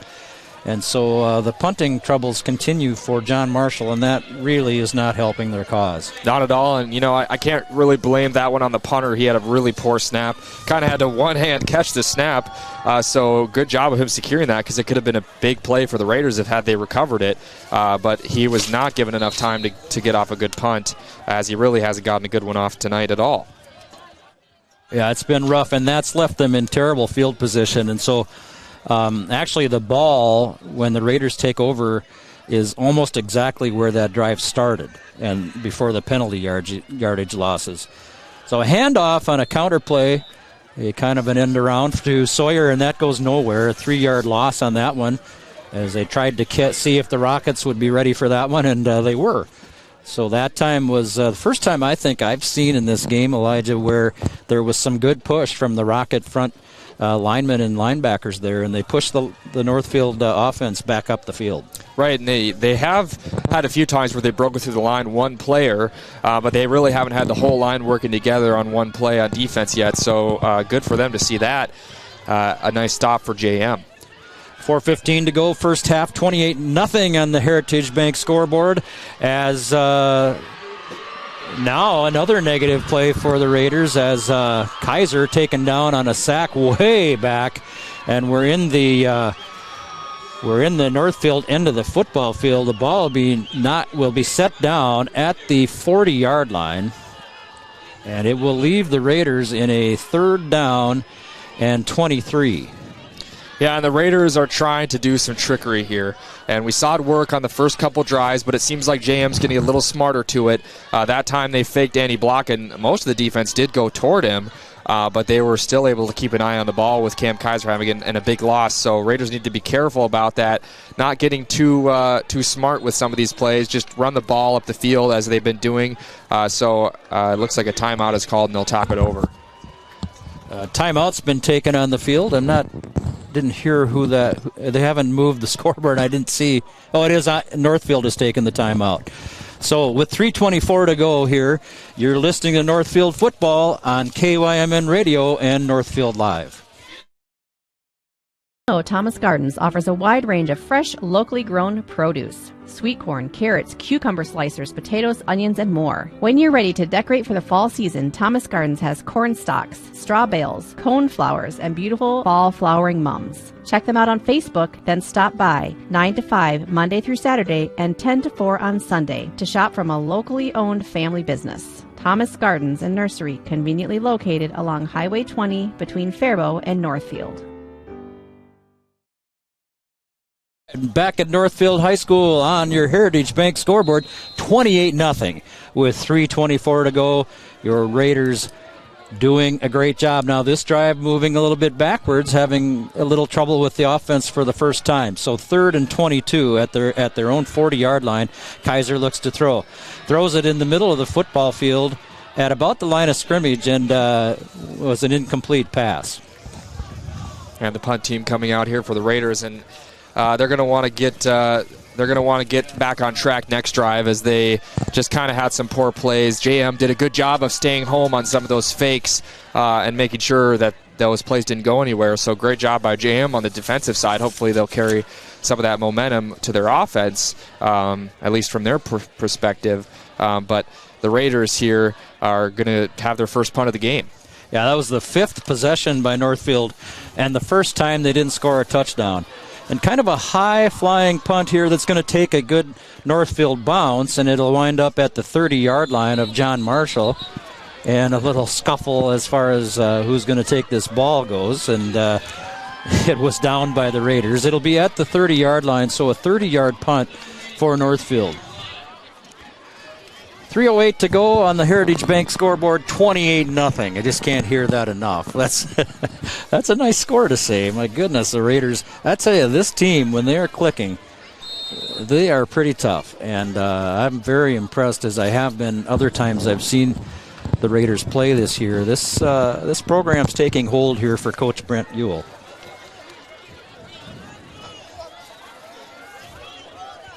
So the Rockets with the football on their own 30. 1st and 10. And the snap was dropped, and he'll be snowed under back there, but fortunate enough to get the ball back. It'll be a 6-yard loss on the play. Yeah, I was waiting to see here on the first play if the good defense they played last drive would carry over to the offense, but not looking so, as the Raider defense does their job there and picking up a little bit of slack from the offense. But great job by the Raider defense there, just getting down on that quarterback after a bit of a fumbled low snap. So good work there. Yeah, they just keep digging that hole deeper on offense and making mistakes and pushing themselves back into bad field position, even when it starts out pretty good. So 4 wide receivers. It's spread out this time for the Rockets. Back to throw. Looking downfield, has a man, has got a catch, and moving around the far sideline, slipping a couple of tackles and then being knocked down hard at the sideline was the receiver, who will pick up about 6 yards. Good play by JM to get back into the side of the part of the field they want to be in, which is where they started. So good work by JM, and again, I talked about it last drive, but I'm thinking this is going to start being 4-down territory for the JM offense. I expect to see 2 plays here. They've already down 28-0. They need a spark on the offensive, so I wouldn't be surprised to see another 2 plays if they don't convert here. The catch by Salaheldin Berei. Nice job, and he got some good yards after the catch, slipped a couple of tackles, and was able to turn that into actually a 7-yard gain. As the whistles blow, looks like a timeout for JM. And let's take another one. You're listening to Northfield Raider Football on KYMN Radio and NorthfieldLive.com. Exciting new things happening at Just Food Co-op in downtown Northfield. Stop into their remodeled deli and try out their new line of sandwiches and pizzas made from scratch with nearly 20 fresh ingredients to choose from. The team at Just Food Co-op has made it a priority to ensure that good food is available to everyone. They carry everything from locally produced meats, fresh fruits and vegetables, and hormone-free dairy products to your staples like cereal, macaroni and cheese, and a wide variety of condiments. There is something for everyone at Just Food Co-op, so check them out at 516 Water Street South in downtown Northfield. Are you in the market for a new home or considering remodeling your current home? Schmidt Homes and Schmidt Homes Remodeling should be your first and last call. Schmidt Homes, known for their innovative designs, uncompromising quality and craftsmanship, superior service, while maintaining their reputation of fairness, honesty, and integrity for over 30 years. They're the only builder in the area to offer an in-house designer and a showroom to make your selections. They have over 30 new building lots available in Northfield. Check out their website at schmidthomes.com for more information. And looking downfield was the quarterback there with another four wide out set, different set than the last time, but they're going to spread this football field now, and wisely so. They do need to score some points. But to stop that time, and no gain on that play, and another timeout here by JM. I think they're going to talk it over because, as I suspected, I believe they're going to go for it here. Yeah. So they're going to talk this play over because of it's a big play for them. Take some time, get that play down, make sure the offense runs it right. So a good call by the JM coach. Yeah, we'll be right back here and finish up the first half on NorthfieldLive.com and KYMN Radio. Benjamin Bus and Northfield Lines, we have an excellent team of drivers. With over 400 years of combined driving experience, Benjamin Bus and Northfield Lines drivers are proud of their excellent safety record and accomplishments. We are also proud of the accomplishments of the Northfield Raiders. Our team wishes all of the Raiders student athletes a safe and successful season. For shuttle services, events, or any of your transportation needs, contact us, Benjamin Bus and Northfield Lines, your trusted friend on the road. Go Raiders! Brad Presteman, Elijah Beisel back here with you. And on the Heritage Bank scoreboard, 28-0. The Raiders pounding the JM Rockets here so far. In fact, the first time that the Northfield offense was started was on their last possession, and of 5. They scored touchdowns on their first 4 possessions. Here comes a big fourth down for JM. Looking to throw, has a man. Will he get the first down mark? He does. And a first down there for John Marshall. On a good pass catch by Bean, who ran with the football and just barely got the first down. So that timeout paying off for JM as they talked it over and were able to execute the play very well. Good tackle there, but just got just enough yardage for the first down, and JM will look to play off that. To maybe get their first score of the game as the clock winds down. We're getting to the end of the first half here. First down, minute 04 to go, and the clock running for John Marshall. They're at their own 41-yard line. And this time carry by the quarterback around the far side. Nothing much to do there. He decided to keep it. He had Bean outside of him. They're kind of looking for the pitch, but it's an option play. Quarterback elected to keep, and not much to do there. Not any gain at all, maybe a foot, as the Raider defense once again stood up and said, "You're going nowhere." As another timeout is called by JM, looking to stop the clock here and continue for a good drive for them. So we're going to head into 51 seconds left in the half, and they'll look to use this time to get a first score. We'll see. Hopefully, we'll probably see some pass plays coming up here, try to get some more yardage. As it gets to this point in time, you're going to need to get some yards. They got a lot of field to cover, and that's probably what they're going to talk about here. And I think that the first down they got 2 plays ago was their second first down of the first half, if I remember correctly. And it's been tough going. The Raider defense has played very, very well. The Raider offense has played very well. And, you get down about not scoring on a drive, then you're doing pretty well, right? The Raiders stopped for the first time, as we've said, on the last possession. John Marshall trying to get a little something going with 51.6 seconds to go. Yeah, and you see they got 5 receivers out, so they're definitely looking to make some pass plays here. Really spreading it out. No tight ends, just a 5-man line. No running backs. Looking downfield, slinging one down there, looking for the receiver, who was just overthrown, and good defense by Northfield. That's Braden Brackey on the coverage. Great job by him. Kind of didn't really let the receiver get to that ball. If he would have kept running with some speed, he might have got there, but it kind of stopped all of a sudden, and then Braden Brackey did a nice job of kind of containing him, making sure he didn't get to the ball without making any interference or something like that. So good coverage by Braden Brackey. Keandre Bryant, the intended receiver for the Rockets, as they look at a third down, 3rd and 9, almost 10, 46 seconds to go. And I think we're going to see that kind of 5 receiver formation for most of the rest of the half here. This time they're only going with 4. Yeah, because there's a running back this time, and so now Bean will go in motion and will become a receiver. So pretty much the same thing. Again, the snap on the ground picked up well by the quarterback, and the pass dropped by Bean. Kind of came on the opposite side of where he was moving to, had to try to turn and catch it and couldn't quite bring it in.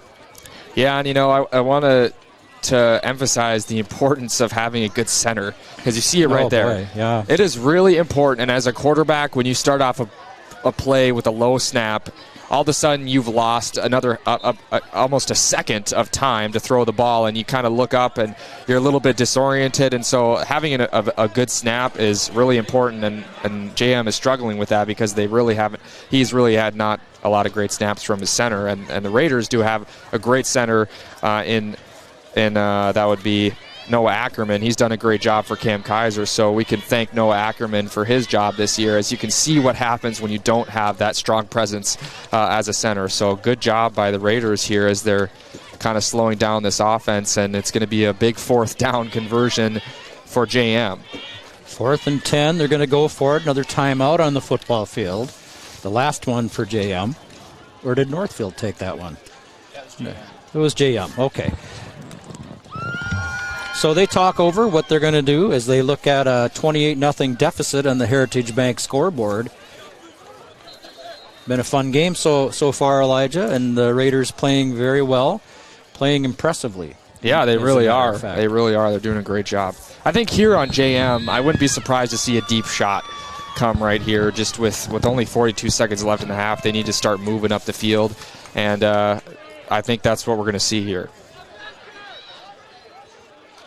Back to throw, looking downfield, has a man, is caught for the first down at the 47-yard line. Mark him down right at that marker, but it is a first down. And a good play again by JM as they've gone 2 in a row now, 4th and basically 10 situations, and have picked up the first down.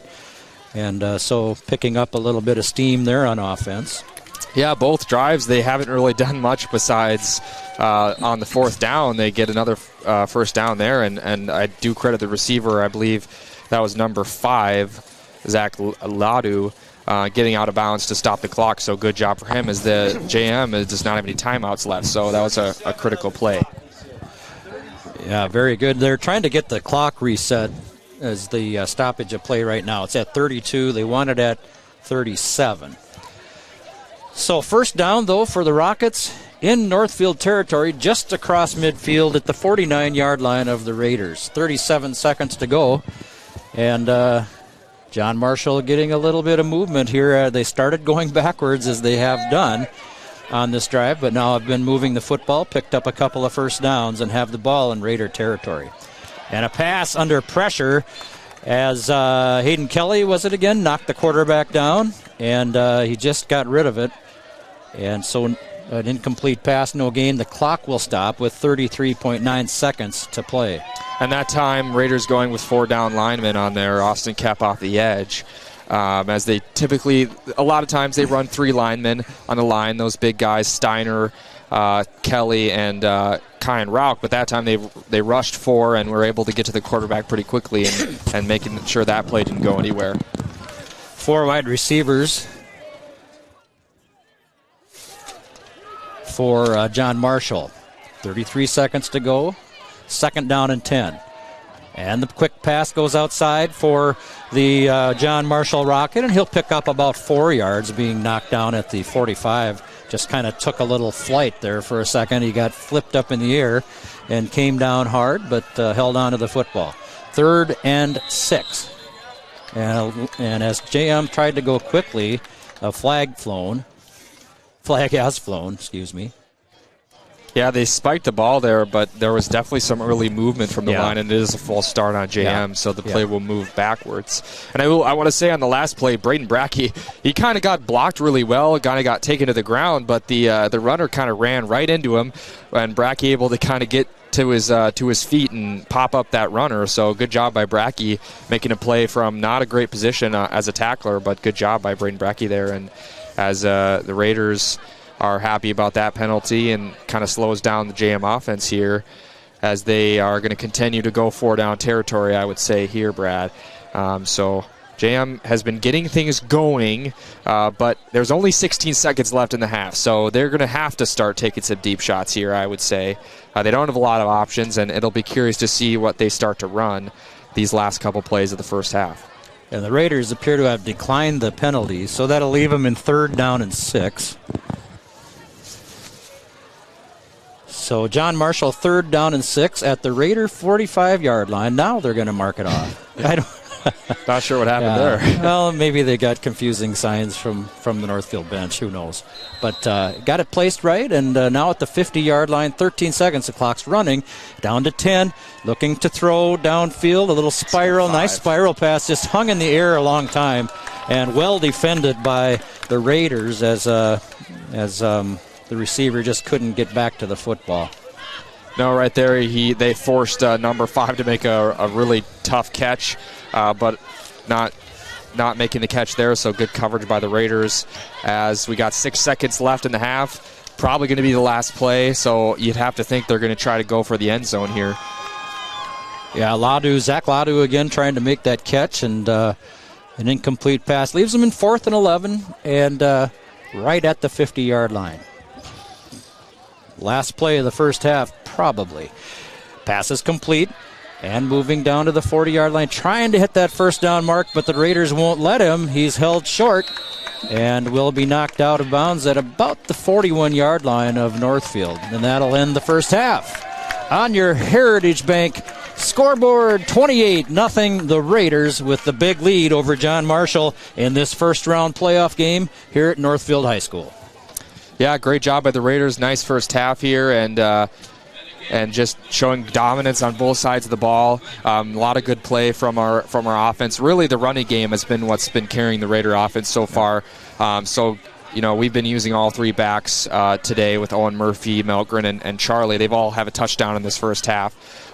So great play by the offense and defense there, and JM was starting to get a little bit of offense going, but the Raiders did a good job of making sure nothing happened at the end there to cap off a dominant half of football for the Raiders. And, once again, 28-0 Raiders on the Heritage Bank scoreboard. Couldn't ask for a much better start. As we've talked about, Raiders have been getting to a fast start at home. Ewell talked about how important that is, and they definitely did that in this first half. Absolutely. Good game. Good first half here as the Raiders try to move on and be the team that would play down in Owatonna on Saturday evening at 7 o'clock in the next step through the state tournament. So we'll be back here in a little bit with more information, and thanks so much for joining us for the first half. Stay with us here on KYMN Radio and NorthfieldLive.com.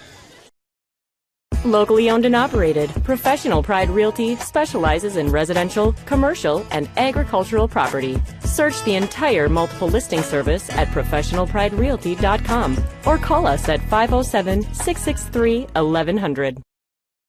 Fireside Orchard and Gardens is ready for you to pre-order your holiday pies. Yes, Fireside Orchards has fresh pressed apple cider, caramel apples, fudge, cheese, and all of your favorite Minnesota apple varieties, but the pies. You'll want to pre-order some apple crisp or apple or Dutch apple pies. Open 7 days a week, 9 to 6 until Thanksgiving. Avoid the crowds and stop by during the week. Fireside Orchard and Gardens is located just west of Northfield on Highway 19. Check them out on Facebook or see a full list of apples at firesideorchard.com. Then stop for the apples and stay for the gardens at Fireside Orchard and Gardens. Benjamin Bus and Northfield Lines, we have an excellent team of drivers. With over 400 years of combined driving experience, Benjamin Bus and Northfield Lines drivers are proud of their excellent safety record and accomplishments. We are also proud of the accomplishments of the Northfield Raiders. Our team wishes all of the Raider student athletes a safe and successful season. For shuttle services, events, or any of your transportation needs, contact us, Benjamin Bus and Northfield Lines, your trusted friend on the road. Go Raiders! Come see the difference at Northfield Ford Chrysler. We are the home of the best price guarantee on new vehicles from Ford, Chrysler, Jeep, and Ram. We are also the home of an outstanding service department where we always guarantee to have the lowest prices on tires for all makes and models. We even beat online prices on the 13 major tire brands we sell. Guaranteed. So, if you're ready for extraordinary service, we're ready to serve. 7 to 5:30 Monday through Friday and Saturday 8 to 3. Now, with same-day installation on most vehicles. Go Raiders! From everyone at Northfield Ford Chrysler on Highway 3, Northfield.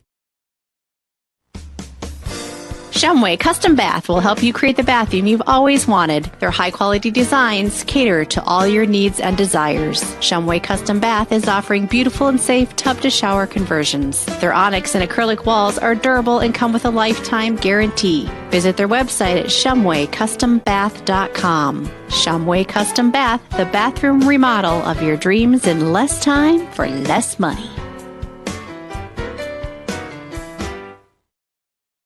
Locally owned and operated, Professional Pride Realty specializes in residential, commercial, and agricultural property. Search the entire multiple listing service at professionalpriderealty.com or call us at 507-663-1100. Back here at Northfield High School, it is a wonderful night outside, a good football night. Temperatures in the 40s, air crisp and dry, no wind whatsoever, and no rain. A dry field out there, dry stadium for the fans, and that was one thing that when I was broadcasting games earlier, I did a little bit when my kids were playing, my sons were playing, and my wife was always quite jealous that I was not out in the snow and rain. So, but so on the Heritage Bank scoreboard, 28-0, the Raiders at halftime. And just taking a look at the section again here in Class 1 5A, Section 1 5A, with Mayo, of course, seated on top. Owatonna at number 2, those two teams with the bye tonight. Northfield 3, and of course playing JM in a 28-0 lead at halftime. Century in Austin is the other game that's being played up in Rochester, and we have a report here from Lance that with 2:34 to go in the first half, Austin was trailing Century 14-7.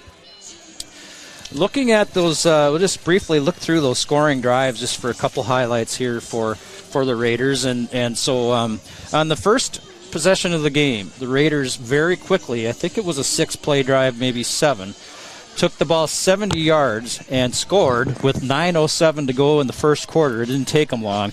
A big play in that drive was a 29-yard run by Cam Kaiser, and then Charlie Monahan had the 5-yard touchdown run.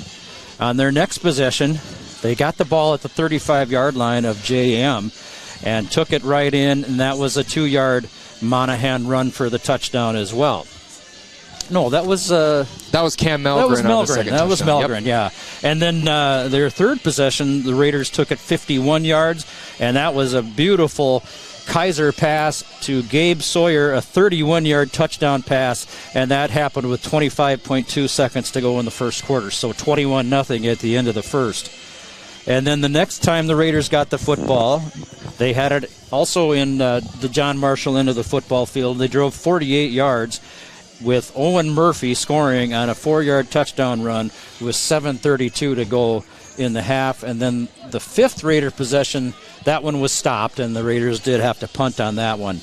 I think if my count is correct, and it's not an official stat by any means, folks, but I think that the Rockets had 3 first downs in the first half.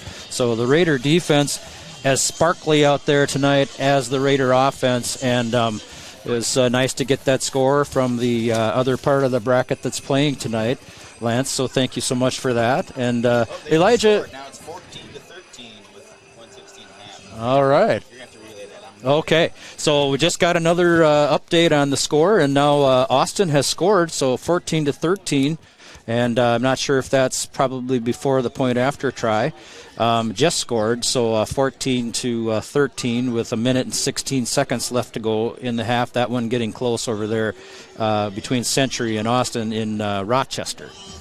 Elijah, you had a couple of things you wanted to talk about stat-wise here, and do you want to kind of get into a couple of those things? Yeah, of course, and I just want to talk about the Raiders at home this year, and what that team is compared to comparing it with the away. Obviously, with the schedule we've had this year, we've had a lot of the weaker opponents this year at home, but it's important to beat the weaker opponents just as much as the stronger opponents. So we've done a really good job of that this year at home. We're undefeated at home this year, no losses at home. Our one away victory did come against JM. That is something to note. But the Raiders' home combined score over 4 games, 151 points scored, only 19 points allowed. That's only 3 touchdowns allowed over the entire course of the season at home. Obviously, tonight they're continuing that shutout kind of victory way that they've been doing it. Again, only 3 scores allowed in this game, 0 so far, 28-0 Raiders. At this point you could update your stat to say 179 to 19, right? So 28-0 now. So and I talked to you a little bit about it, about how his team is performing at home, and it's just he talked about it. The Raiders, when they get home, they play fast, and I think that's a really good way to look at it. And every game that I've announced so far, which has been this week, Faribault, and then I also did Century game with you, the Raiders were really strong out of the gate. In the first 2 games, the game that I did with you, they were up 21-0 after the first quarter. This game, they were up 21-0 after the first quarter. And Faribault, they were up 14-0 after the first quarter. So a vast majority of their points have been coming within the first quarter and the first half. So what they've really been doing is getting the games, they've been kind of getting those games done over with in the first half as well as they can, and here they're doing it again tonight. So I just want to stress how good the Raiders have been at home, and they're showing it again tonight. But the one thing that's important is that if the Raiders move on tonight, they go play Owatonna at Owatonna. And the Raider away has been a little bit of a different story for them. Obviously, they played some tougher opponents with Owatonna and Mankato West and Rochester Mayo, who are all the top 3 teams in our conference, the Big 9. They're not, West is not in our section, but they played in our conference in the Big 9. But those were obviously some of the best teams that we faced all year, of course, away. But our combined score away is 52 points. We've scored and 98 allowed. So much different story away from home, and that's something really important coming into the Owatonna game that we have to realize is that we got to have a little bit more pep in our step when it comes to away games. I think that's something Coach Ewell will focus on as they continue this week. Preparing. Of course, we don't want to knock on wood. I think they'll win this game, but I don't want to say anything too early, of course. But assuming we win this game, they're going to prepare for Owatonna, and I think these guys really, really want a shot at Owatonna. Talking with a lot of my friends at school, if there was one thing they could have on this football team, it's a victory away at Owatonna when I talk to them. So that's something they're going to prepare for as they continue, and if they get to the final, it would also be an away game as well. So it's important to note that the Raiders have had some struggles away, so they're going to look to fix that. But we can focus on the home victories as the Raiders are at home tonight, and again showing how well they play at home in their own stadium with their own fans, and just the complete dominance on both sides of the ball they've had so far this season. So it's been great to watch this first half, and the Raiders playing so dynamically. Some great plays from our running backs. That's really been the star of the offense today, has been the running game, besides that wonderful throw from Cam Kaiser. So good job by the Raider offense, and it's a pleasure to be with you, Brad, watching this game, and good to be watching Raider football, obviously with a big score line for us today. Yeah, it's this football team, I think, is better than really anybody thought they would be. Because I think, not that they didn't have hopes, but I think they just didn't know. And then when you put the speed of the skill position players along with those big linemen, it's a good football team. But well, hey, let's take a break away here, and we'll be back with the second half in a couple of minutes. You're listening to Raider Football on NorthfieldLive.com and KYMN Radio. Financing a house is about more than a mortgage. It's about creating a home. Whether you're a first-time home buyer, buying your forever home, looking to take advantage of today's great refinance rates, or finally getting to those home improvements, Hometown Credit Union's wide variety of home loan options and highly competitive rates can help make your house, well, a home. Learn more and apply online at hometowncu.coop. Equal housing lender. Are you in the market for a new home or considering remodeling your current home? Schmidt Homes and Schmidt Homes Remodeling should be your first and last call. Schmidt Homes, known for their innovative designs, uncompromising quality and craftsmanship, superior service, while maintaining their reputation of fairness, honesty, and integrity for over 30 years. They're the only builder in the area to offer an in-house designer and a showroom to make your selections. They have over 30 new building lots available in Northfield. Check out their website at schmidthomes.com for more information. Northfield Construction Company has provided quality general contracting services to the Northfield community for over 45 years. Our experienced and diverse team can handle projects from the smallest home remodel to a large-scale commercial project. Whatever your construction need, Northfield Construction will deliver. Call us today about your next project. 507-645-8975.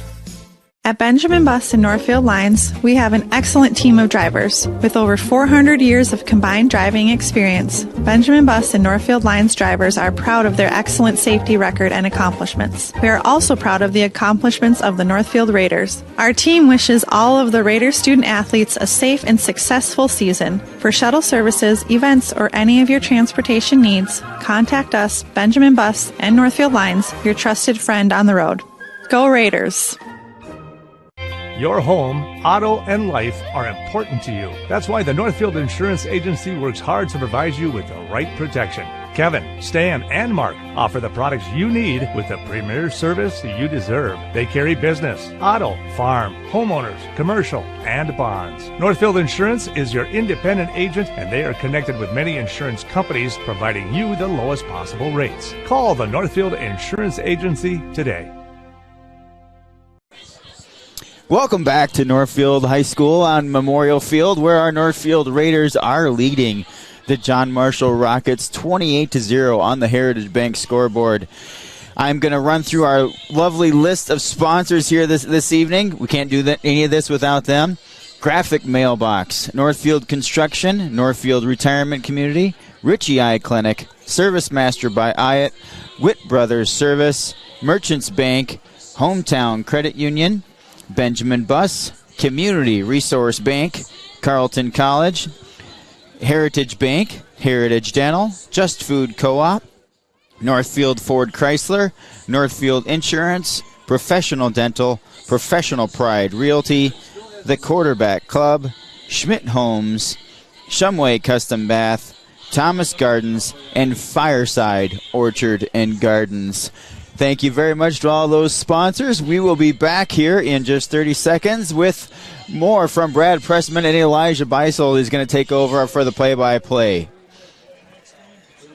Bank is proud to be a locally owned bank that cares about Northfield. They know that their success depends on the success of their customers and their community. Heritage Bank is a proud supporter of Northfield area athletics and would like to wish the best of luck to the Northfield Raiders in all of their sports seasons. Whether you are a player or a coach, Heritage Bank is proud of all of your hard work and excited to be cheering you on. Come visit the mortgage and real estate professionals at Heritage Bank, and they will guide you through the home buying process with ease. They look forward to serving you. Another 2 minutes. And welcome back here to Northfield High School on Memorial Field. I am Elijah Beisel, joined here by Brad Prestman. I'll be taking over the play-by-play duties, and Brad at color. It's been a good night for the Raiders so far, as 28-0 Raiders on the Heritage Bank scoreboard. We talked about it at halftime a lot, but obviously the Raiders continuing some home dominance and just a all-around great play from both sides of the ball, Brad.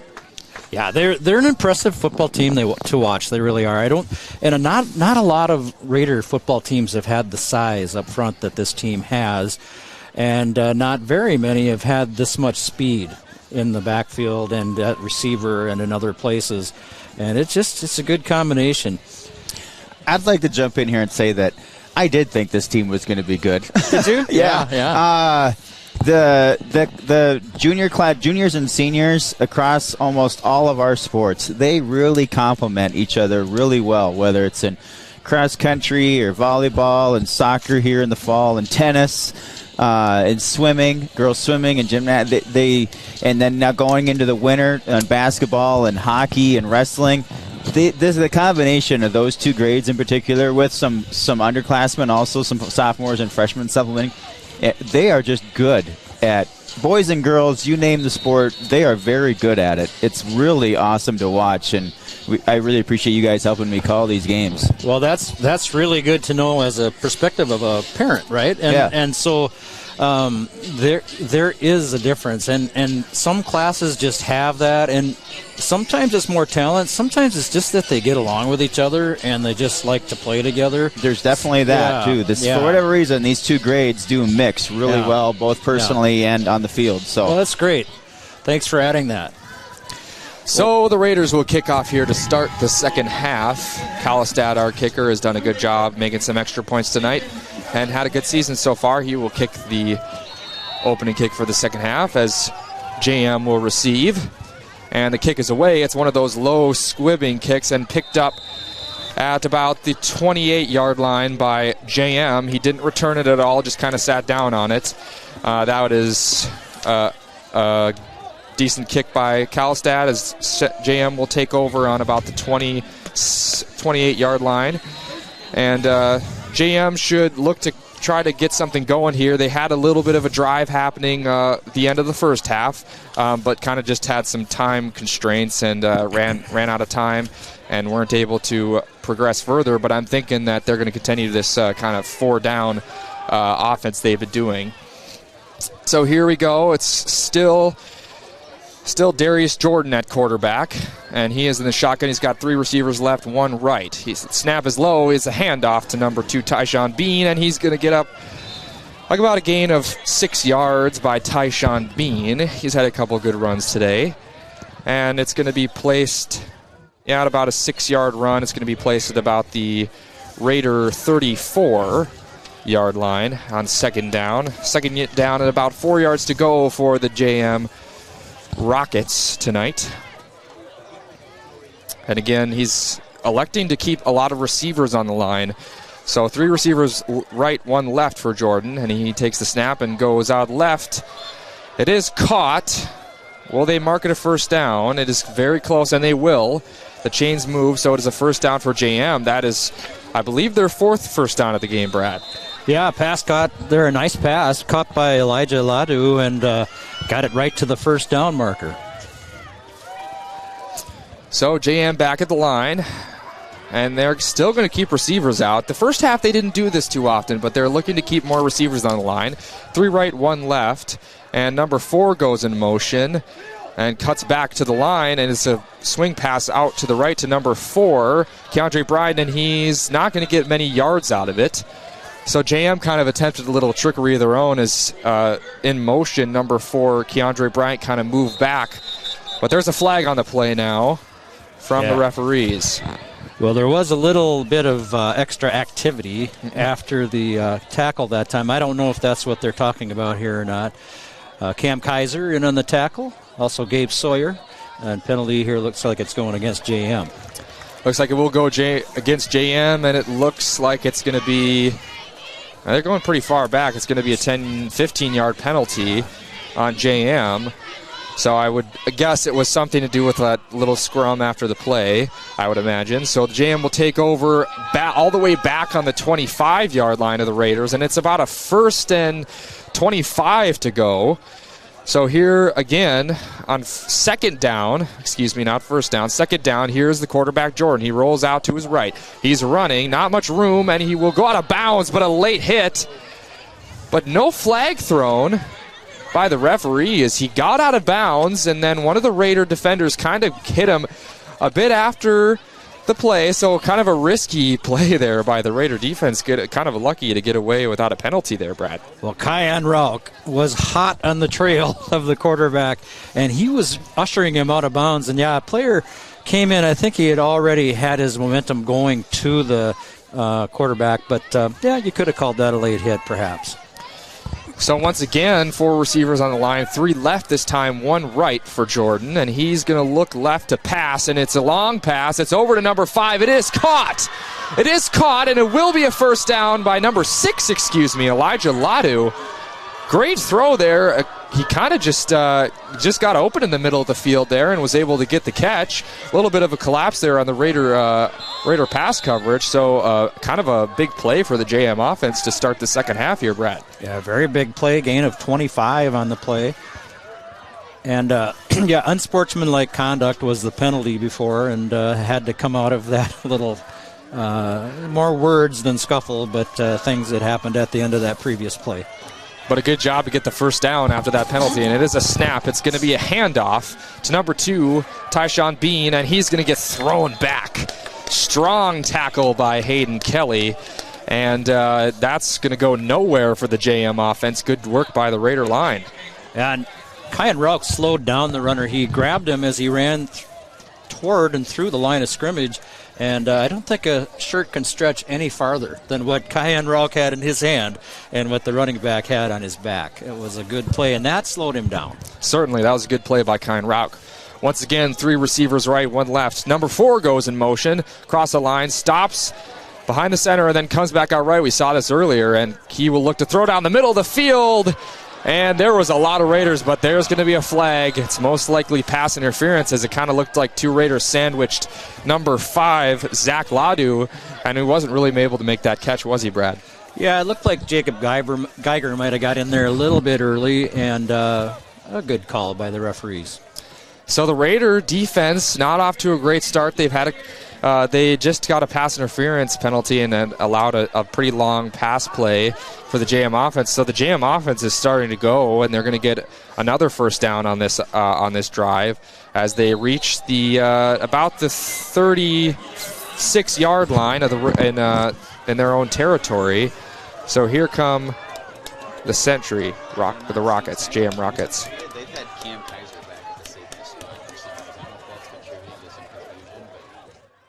And a bit of movement on the line. It looked like 57 Kyan Rauch jumped, and it is going to go against the Raiders. So an infraction by the Raiders on defense, and they are going to need to get themselves together here, as it looks like JM is preparing to go the length of the field as this continues. Yeah, well, we have to remember these are high school kids like you, Elijah. And that's right.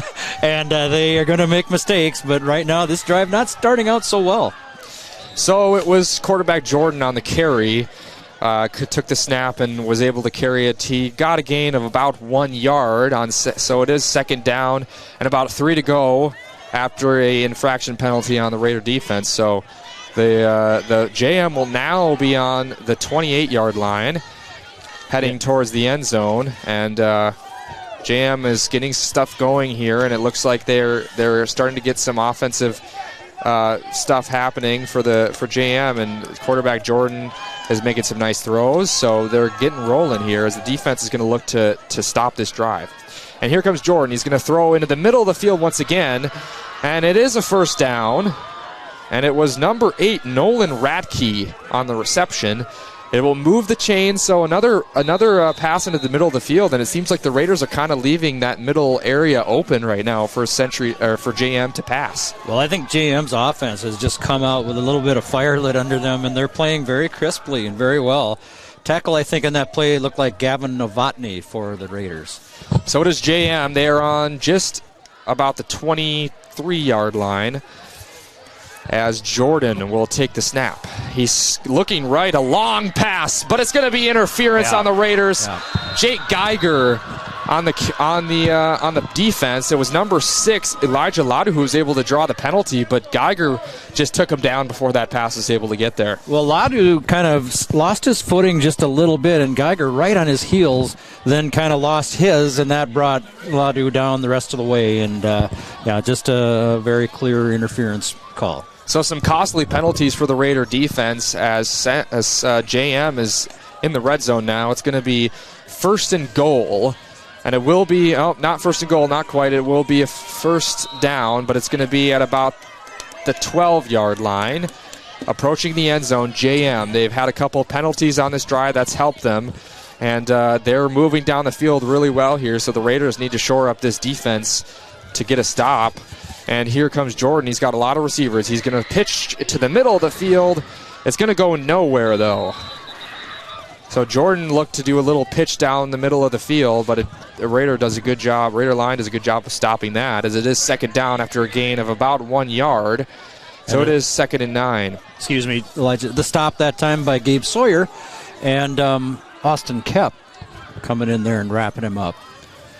Good work by the Raider defensive line there. So here comes second down, 9 yards to go. It's on the 11-yard line as the Rockets are moving down the field.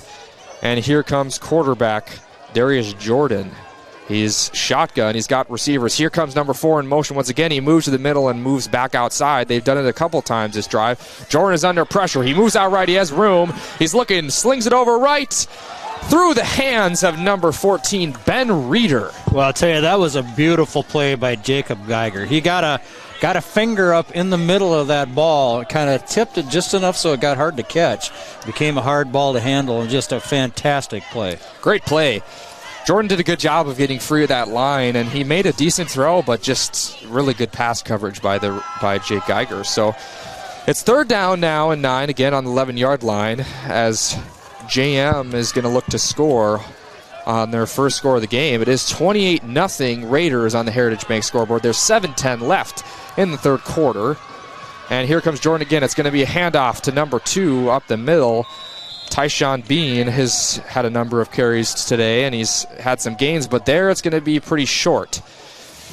It's going to be fourth down now, and it was a gain of about 2 yards, so it's going to be fourth down and about 6 to go. And it is on the Raiders' 7-yard line as they've gotten there in the Raider territory. So they're close to the goal line. It is fourth down. You have to assume they're going to go for it here, Brad. Yeah, I think you'd have to.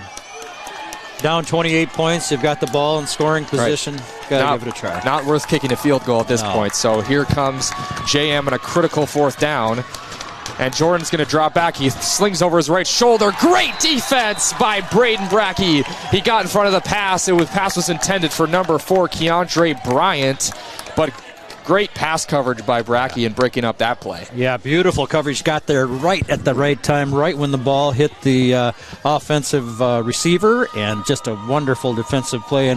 And towards the end of that drive, where it was a little scary and wasn't played that well by the defense, they stiffened up. They got the stop. Now we're back in charge. That's a great job by the Raiders recovering from some penalties on that drive. So good job. Here comes the Raider offense. They take over on their own 7-yard line. And it is 1st and 10 after the turnover on downs from JM. Again, a great deflection by Braden Brackey. So here comes the Raider offense. Cam Kaiser is going to hand up the middle, and it's going to keep going. A great gain on the play.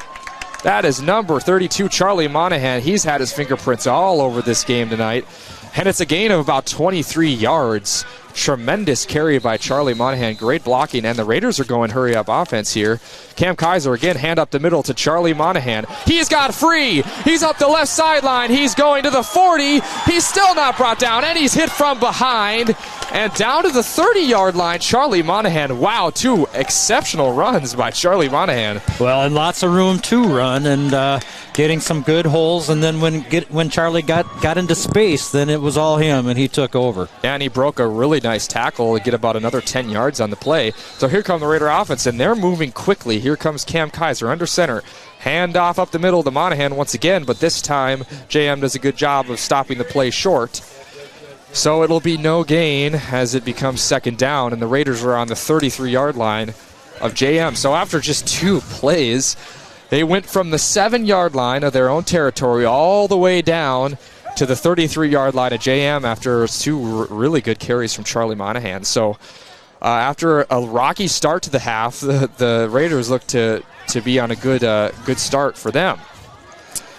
So here comes Kaiser. He is under center. He's got 2 backs behind him. Some shifting on the line as Kep and DiMaggio move to the left side. This is a handoff to number 7, Cam Melgren, as he moves up the field for a first down, and he gets to the 20-yard line of JM. So another good carry, and again, it's this running plays that are really doing it for the Raiders so far this game. Yeah, this quick pace that they've had much of this drive, and you think about this young, inexperienced John Marshall defense, and if you wear them out a little bit, then things aren't going to go any better for them when they get to that point. So they've gone 73 yards in 4 plays. So that just shows how quickly this team is moving. And it's Cam Kaiser under center on the 20. He's going to pitch back to Andy Block, number 23, but he is eaten up behind the line by JM. A good stop there. And it will be a loss on the pitch to Andy Block, the senior. I feel bad for Andy because that was one of 2 times in this game that the John Marshall front 4 or 5 has really gotten control of the offensive line for the Raiders and just pushed all the Raider offensive linemen about 3 yards deep into the backfield almost immediately. Yeah, he's got to be upset after that being his first touch. Nowhere to go. That's the time that JM decides to break through the line. So it was a loss of about 3 yards. It is 2nd down and 13 to go. And they are on about the 23-yard line. So here comes the Raiders. It's Cam Kaiser. He's going to hand off. Oh, no, he takes it. He throws it right to Charlie Monahan. A little fake, and Charlie Monahan's going to go into the end zone and score. What a play by Cam Kaiser and Charlie Monahan. And once again, Charlie Monahan scoring in the pass game, as he has done recently for the Raiders. So Cam Kaiser kind of faked the handoff to number 7, Cal Melgren, rolled out to his right, and Monahan was open and ran it up the field, and that was a 23-yard touchdown for Charlie Monahan. Fantastic play for the Raiders. One thing I've noticed over the years, Elijah, is that when you have a great athlete at quarterback, the fakes get so much harder to see because he can hide that ball so well. And he's such a risk to the defense, and just a beautiful job of faking that handoff. Absolutely. So Kalistad knocks down the extra point. It is Raiders 35-0 on the Heritage Bank scoreboard. 4 minutes left in the third. And we're going to head to a commercial break. We are Northfield Raider football here on KYMN Radio and Northfield Live. Gardens offers a wide range of fresh, locally grown produce, including potatoes, cucumber, zucchini, cabbage, tomatoes, and some of the largest onions and carrots I've ever seen. And don't forget the delicious sweet corn. Thomas Gardens. Check them out on Facebook, then stop by 9 to 5 Monday through Saturday and 10 to 4 on Sunday to shop from a local, family-owned business. Thomas Gardens and Nursery, conveniently located along Highway 20 between Faribault and Northfield.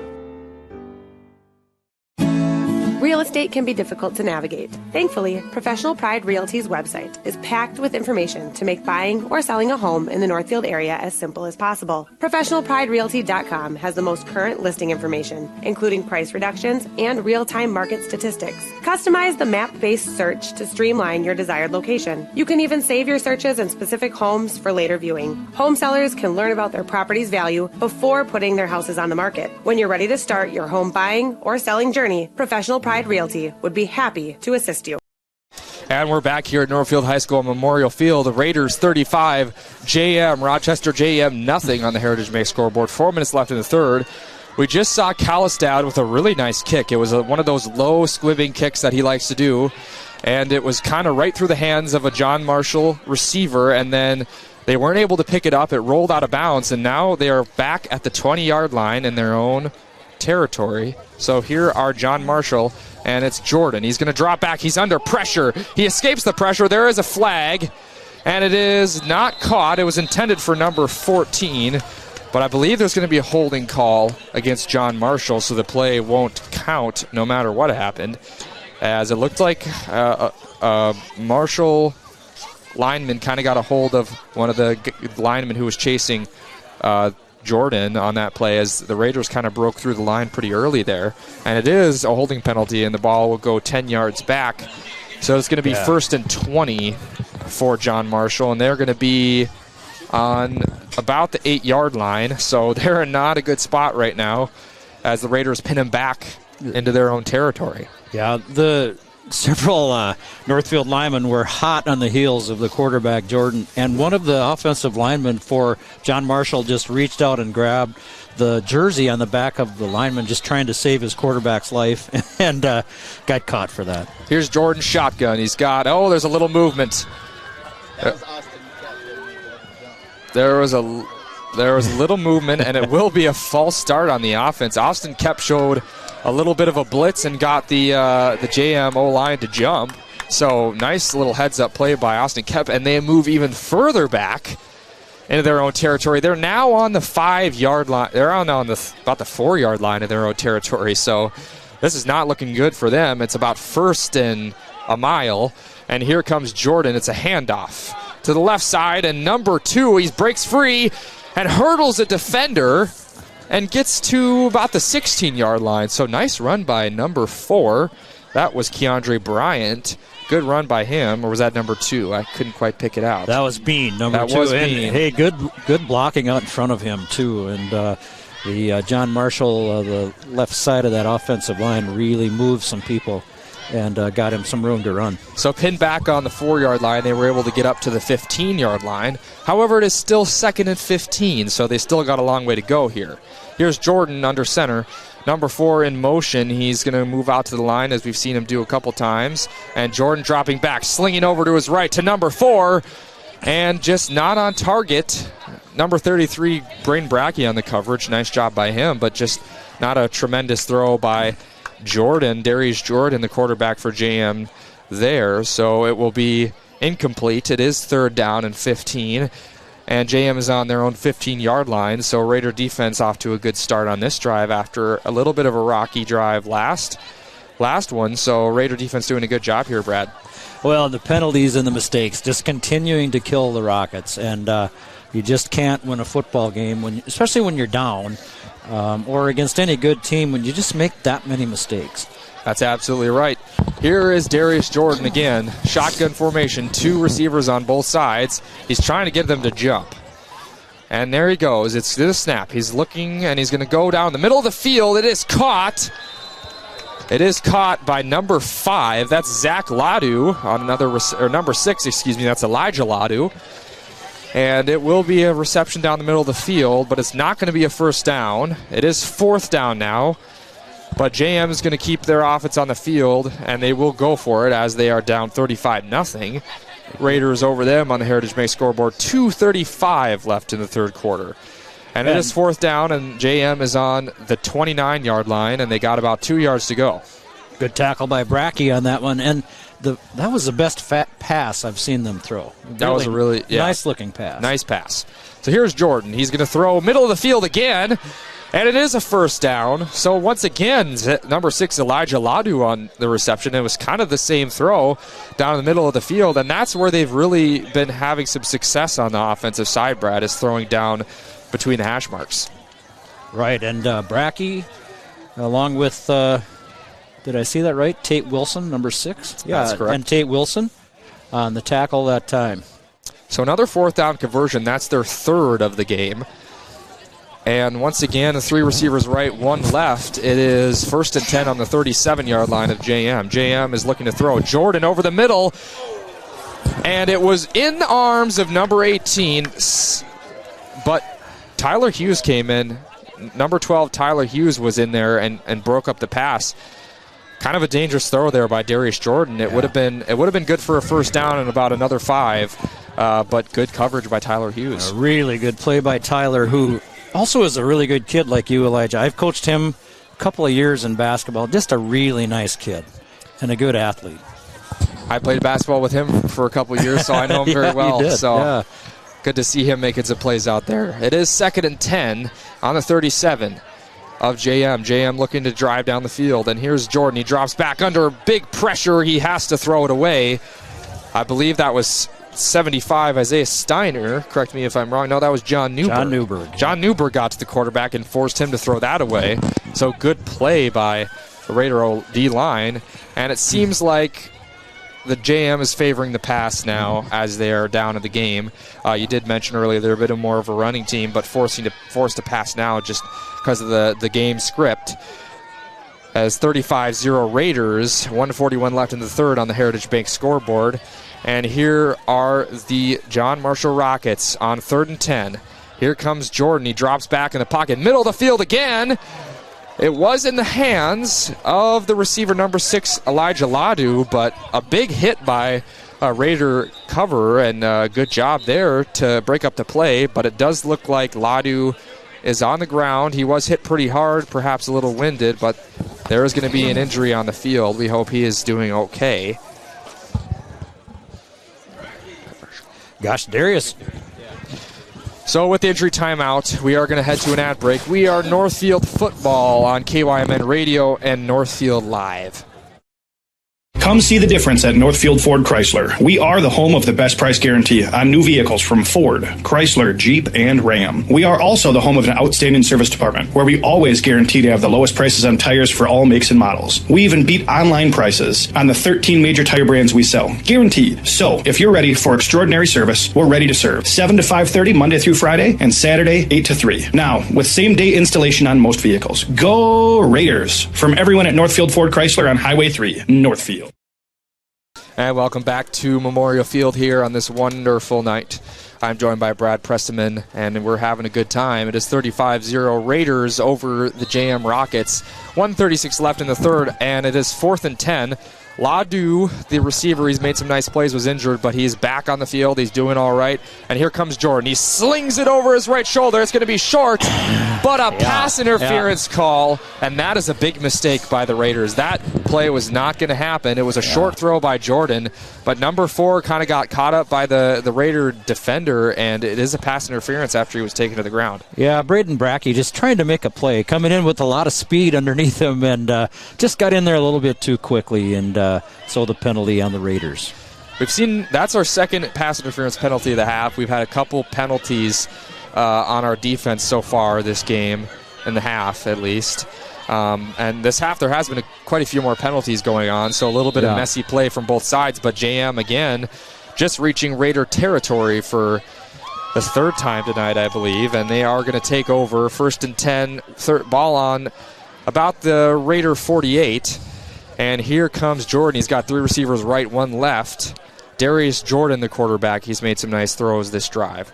And there's a bit of a false start on the offense. And the play is going to come back.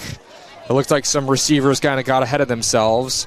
Both number 8 and number 6, Nolan Radke and Elijah Ladu, kind of got ahead of themselves. And it's going to go back 5 yards. So another penalty on the JM Rockets. And it's kind of been a half of penalties so far, Brad.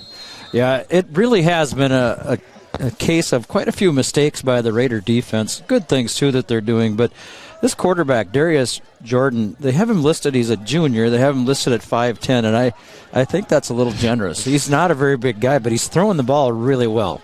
Low snap here by Jordan, and it's going to go nowhere. It's a fumble. Number 2 dropped the ball, and Raiders recover. So a big play by Raiders. It was the quarterback who handed it off to number 2, Tyshawn Bean, and some Raiders got in there and broke up the play, and Tyshawn Bean fumbled the ball, and it was recovered by the Raiders. I couldn't quite tell who picked it up, but I saw Andy Block in there, the senior. I saw a couple other linemen in there, but a turnover, the second turnover of the game for JM. Last drive, they went turnover on down, so another big play by the defense. They were kind of on their heels, but then recovered, and a big turnover there as the Raider offense is going to take over. Yeah, Andy Block was in there.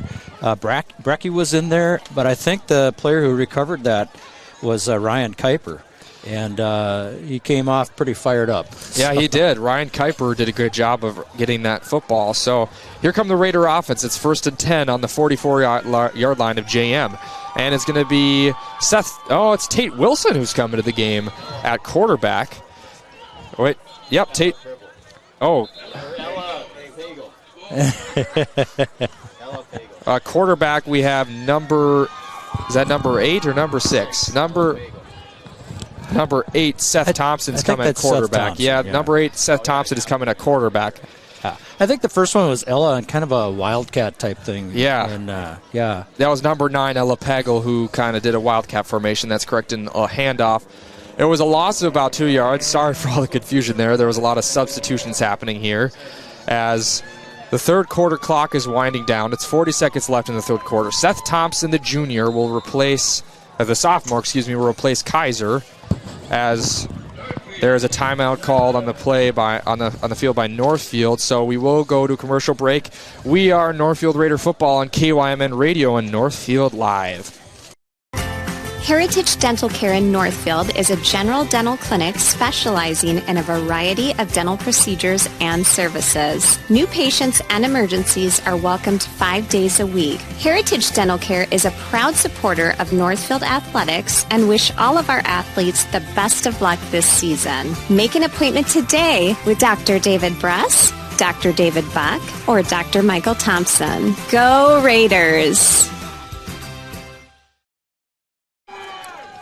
Welcome back, everybody, to Memorial Field on this fine Tuesday night. It is the first round of the section tournament. We are in Class 1 5A, and the Raiders are up 35-0 over the JM Rockets.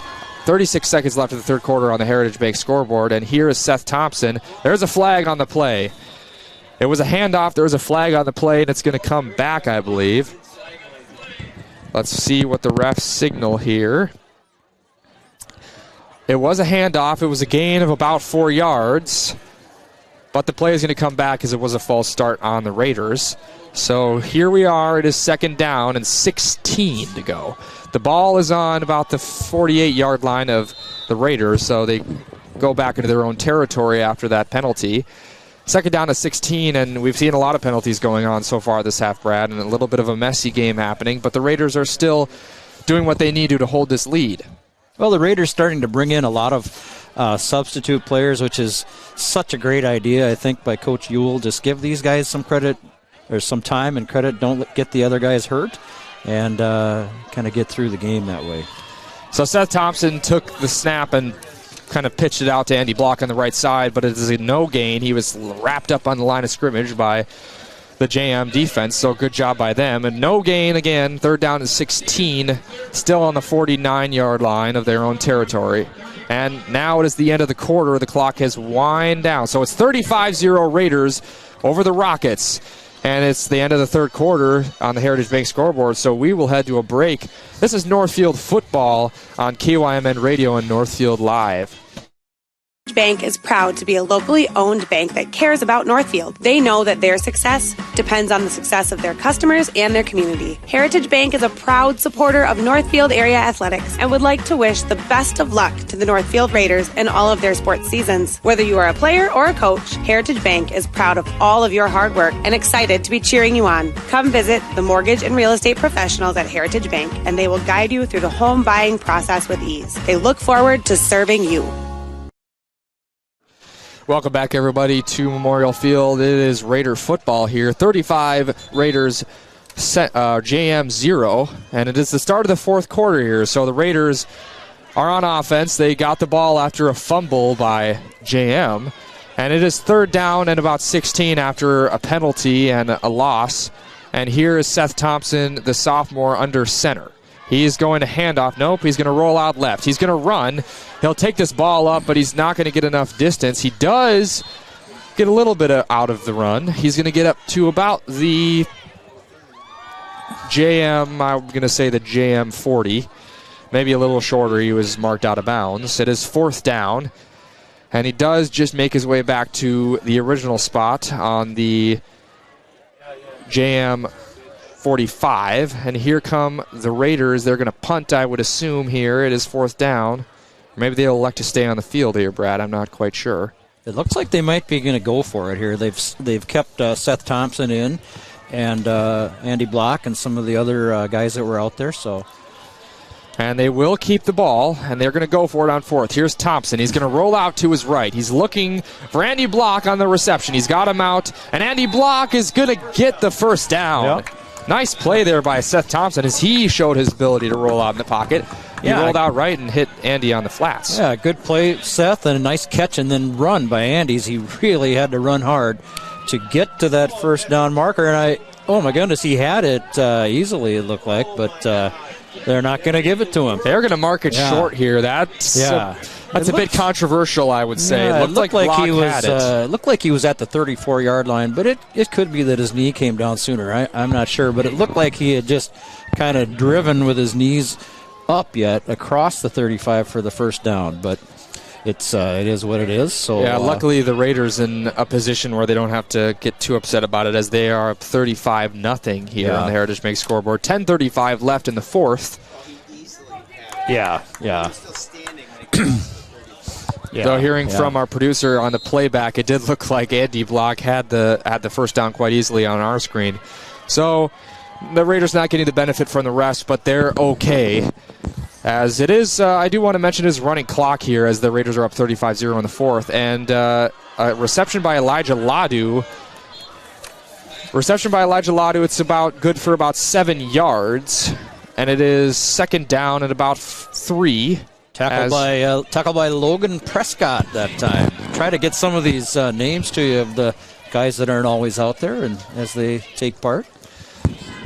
So a new quarterback is under the game for JM. It is number 3, Jacob Brum. And he is a senior, one of the few seniors on this team, so he's going to take over quarterback duties. He is shotgun. He's got 2 receivers on the right, 2 on the left. He looks to his right, and it is caught for a touchdown and about another 3 yards. And that's number 81. And that's going to be Caleb Papakvalara. Excuse me if I butchered that one, but that is the reception there. It is first down and 10 for JM, and it's on about the 48-yard line in their own territory, so they will look to have another set of downs here. 9:25 left in the fourth. It is running clock due to the score as 35-0 Raiders. And here comes number 3, Jacob Brum, under quarterback. He's going to drop back and throw over his right. It is short, well short of the receiver, number 4, Keandre Bryant. Receiver didn't really look for the pass, didn't quite realize that's where it was getting thrown, so a short throw there for number 3, Jacob Brum, and it's going to be second down and 10 on the 47-yard line for JM. The quarterback looking for kind of a comeback route. The receiver running more of a go, and it just didn't work out very well. Tate Wilson on the coverage that time, and he had the tackle on the previous play. So here comes Jacob Brum. He's shotgun, 3 receivers left, 1 right. Takes a snap. It's a low snap, but he throws it to the middle of the field once again to number 6, Elijah Ladu, who's still going. He moves to the outside. He cuts back inside. He's going to go all the way to the end zone. And JM will have their first score of the game. Credit to Elijah Ladu on that because he really made some nice moves. And it's a big play. It's about a 53-yard touchdown for JM. And that's their first, but there's a flag thrown on the play. I think it's going to be against the JM sideline. A lot of them marched onto the field. And so the touchdown will still count. It is going to count. Nice play by Elijah Ladu, who caught it in the middle of the field. He kind of ran to the right side on the outside and then cut back inside across some Raider defenders and got into the end zone. So pretty nice play by Elijah Ladu. And it is 35-6. Your Raiders over JM Rockets as they line up for the kick. And kicking for them is number 14, Ben Reeder. Also plays wide receiver. He had a reception earlier this game. And I'm not quite sure what that penalty was, but it is not really affecting what's going on here. So here is the snap. It's high. It's up, but blocked. Picked up by Tate Wilson. And it will not be good. A nice play by Tate Wilson and the Raider line. They broke through there. The snap was a little high, so the holder couldn't get it down quite fast enough, and the kick was blocked by Raiders. So it's going to remain 35-6. Your Raiders over JM Rockets as there is 8:22 left in the fourth quarter. And that was their first score of the game. So here we're going to head to a commercial break. Once again, 35-6 Raiders over JM Rockets, 8:22 left in the fourth on the Heritage Bank scoreboard.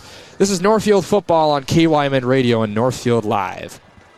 Bank is proud to be a locally owned bank that cares about Northfield. They know that their success depends on the success of their customers and their community. Heritage Bank is a proud supporter of Northfield area athletics and would like to wish the best of luck to the Northfield Raiders in all of their sports seasons. Whether you are a player or a coach, Heritage Bank is proud of all of your hard work and excited to be cheering you on. Come visit the mortgage and real estate professionals at Heritage Bank, and they will guide you through the home buying process with ease. They look forward to serving you. And we're back here at Memorial Field. Raiders up 35-6 on the Heritage Bank scoreboard. 8:22 left in the fourth.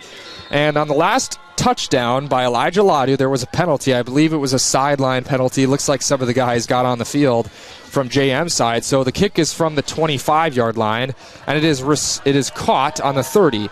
Raider up the middle. It is 24.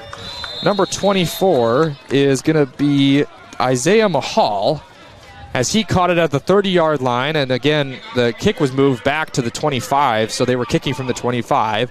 Mahal received it on the 30 and was able to move all the way up to about the JM 45. So a nice return by Isaiah Mahal, able to capitalize on that mistake by JM. They were a little fired up after that first score, huh, Brad? Yeah, they were. And you know, in a way, you can't blame them there. But Isaiah Mahal, a kid that I think is going to be big next year. He's a great athlete, great basketball player. And here's Thompson under center. He's going to hand off to his right. The run goes nowhere. And on the carry, it was number 9, Ella Pagel. So it's a gain of nothing. It's 2nd down and 10, and the Raiders are on the JM 46.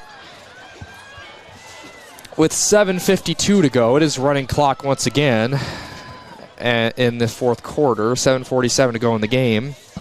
And Thompson has replaced Cam Kaiser at quarterback. Of course, Kaiser did his job well earlier this game. And Thompson looking to get some more snaps. He's played the last couple games as the Raiders had some big leads. So here's Thompson under center. He takes the snap and hands off down the middle. It's to Andy Block, but again, not a long gain, only about 2 yards. So it'll be 3rd down and 8. And they'll mark him at the 45, so a gain of about a yard on that play by Andy Block. Hand up the middle, and JM did a good job of collapsing on the football. Well, JM with most of their starters in there yet, and the Raiders with entirely second unit guys. So they're hanging in there and doing a good job, still getting some positive yardage. And it's certainly nice to see some of these young faces for the Raiders as with such a senior-heavy team, we're going to see more of these guys in the next coming years. So exciting to see them play. And here is Seth Thompson. He is shotgun. He's got one back on each hip, and there is 2 receivers left. A little bit of a false start there. It looked like number 14. That would be Joey Benson. Joey Benson, the senior, he is actually quite a special story. Earlier this year, he had a bone tumor in his leg and was able to recover and come practice with these football guys. So special for him to be on the field. Obviously not the play he's looking for with the false start, but good to see him out there playing and that he's recovered from that. Good friend of mine, Joey Benson, and a great kid, so fun to see him out there. It really is. I'm going to jump in there on that story. He was calling some lacrosse games with us last spring when he found out that was in there, and quite emotional he was, knowing he's going to be missing some football time. It is awesome to see him out there.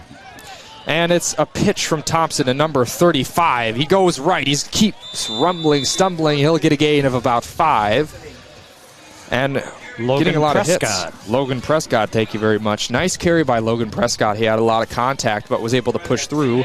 It is 4th down, however, and the Raiders did get back past the line of scrimmage after that penalty.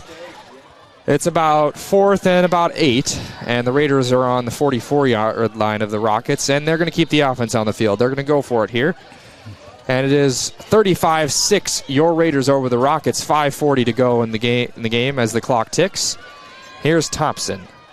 And there looked to be an early movement, but nothing called, and it was a handoff to, once again, Logan Prescott up the middle. And Prescott didn't get it. It was a gain of about 4 yards, so he's a couple yards short. Good movement by the offensive line, though, that time, and a pretty good pickup, just not enough to get the first down. So a turnover on downs for the Raiders. And, they called it a first down. What? Oh, it is.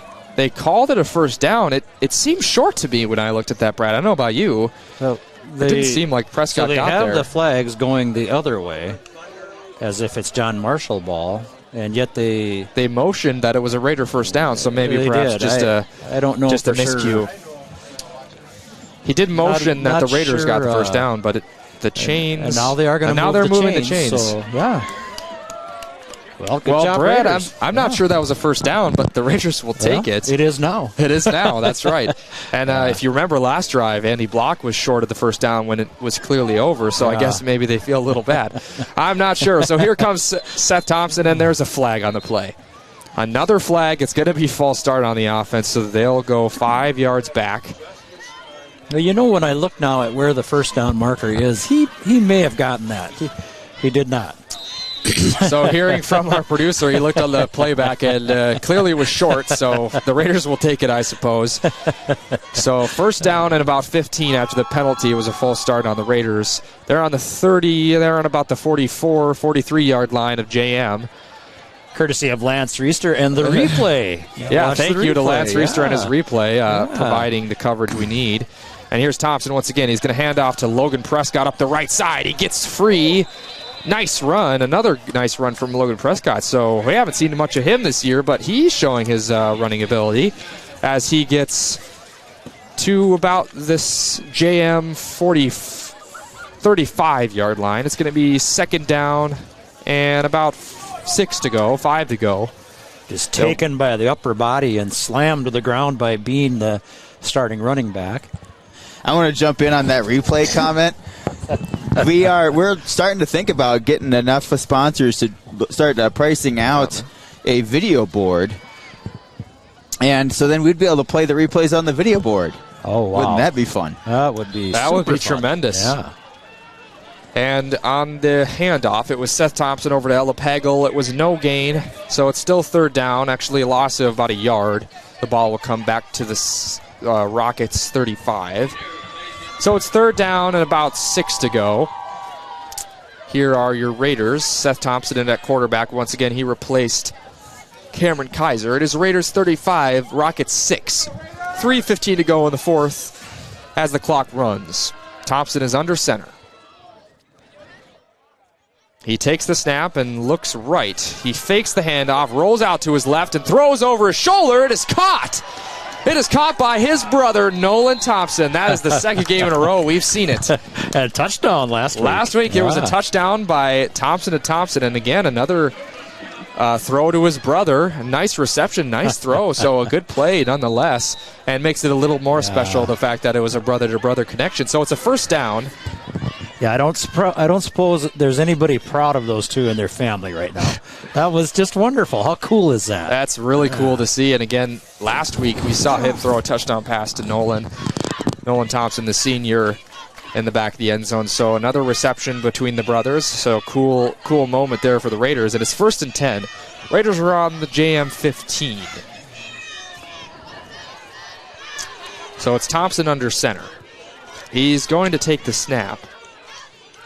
And he's going to pitch out right to Logan Thomas. He's got room, and he's going to go to the end zone. Wow, what a play.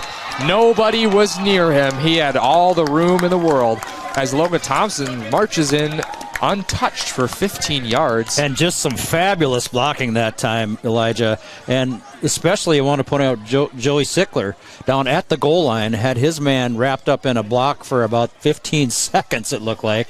And that allowed the running back to get into the end zone. So great job. Yeah, Joey Sickler, another friend of mine. He's a senior. Good to see him in the game. So nice play by Joey Sickler, and Logan, once again, he got into the end zone. So that's 4 different running backs that the Raiders have used for a touchdown. So how special is that? And we're getting a preview of the Raider offense in the next coming years, and they'll take a knee. They will not go for 2. They'll take a knee, so it's 41-6. 41-6 Northfield Raiders over the Rockets. 2:09 left in the fourth on the Heritage Bank scoreboard, and we're going to head to an ad break here. It is Northfield football on KYMN Radio and Northfield Live. Quarterback Club of Northfield knows just how hard the student athletes work each and every sports season and would like to wish all of the Raiders athletic teams the best of luck this year. After practice is over or before the big game, stop into the Quarterback Club and grab their roasted chicken, tender baby back ribs, or famous broiled burgers. Short on time? Call ahead and they will have it ready for you to carry out. They serve lunch and dinner, so no matter your busy schedule, the Quarterback Club has something for you. Good luck, Raiders, and we'll see you after the game. The Quarterback Club off Highway 3 in... All right, okay. We're back. And we're back here at Memorial Field. The Raiders just scored a touchdown. It was Logan Prescott. Excuse me, I did say Logan Thomas. I did not mean that. Logan Prescott on the carry, a 15-yard run.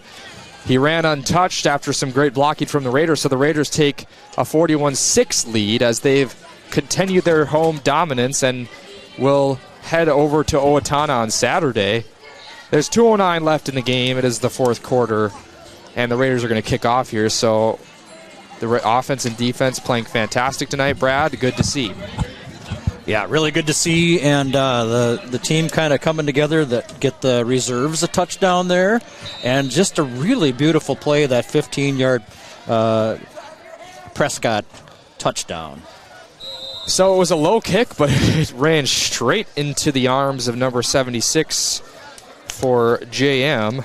Number 76 JM, that would be Kalen Senevisai. So a nice catch by him, and he didn't drop it. So good catch and reception. It's going to be JM taking over on the 35-yard line.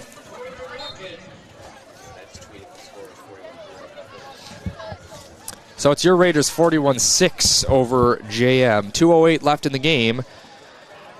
And it's going to remain number 3, Jacob Brum at quarterback. Earlier this game we saw Darius Jordan, but Brum coming in to do some work. And Jacob Brum's shotgun. He's got 3 to his right, 1 to his left. He takes the snap. He looks to his right, and he's sacked. He is taken down by number 56 for the Raiders. That is Ryan Kuiper. Yeah. Ryan Kuiper, he's made some plays since he came in. So he has recovered that fumble, I'm pretty sure, a while ago. He's a great wrestler, I've heard, and making a difference on the football team here. So a nice sack, a loss of about 8 yards. So it'll be 2nd down and 18 for JM. So great play from Kuiper breaking through the line. And again, it is JM. They're on about the 27-yard line of their own territory. And once again, Brum taking the snap. 3 receivers right, 1 left. 1:20 left in the game. 41-6 Raiders on the Heritage Bank scoreboard. He fumbles the snap, but he's able to recover it. He runs right. He's got room. He's going to keep going up the field, and he's going to get to about the 35, but taken down. So he's taken down at about the spot that they started on. It's the 35-yard line. He kind of fumbled that snap, but was able to get it back, and good job on him getting back to their original starting spot. So Jacob Brum. Junior player Andrew Winter with the tackle. And I was looking at, we talked about Ryan Kuiper. He's just a sophomore. So going to have some good plays in his Raider life yet. So here are the Rockets. There's 40 seconds left in the game. The clock is ticking down. It's Jacob Brum at shotgun. 3 to his left, 1 to his right. This is probably going to be the last play of the game. It is 3rd down and 10 on the 35-yard line of their own territory. Brum takes a snap. He drops it once again, and he escapes. Number 3 is pursuing him, and it is a sack. Well, that's a way to end a game, Brad. Number 3, that is Daniel Warden. Daniel Warden. He chases good Brum for you, back, Daniel. and nice tackle by Daniel. It is 4th down, and the clock is going to tick down.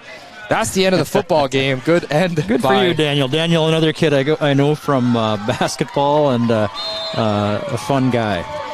So the final score of the game is 41 Raiders, 6 JM.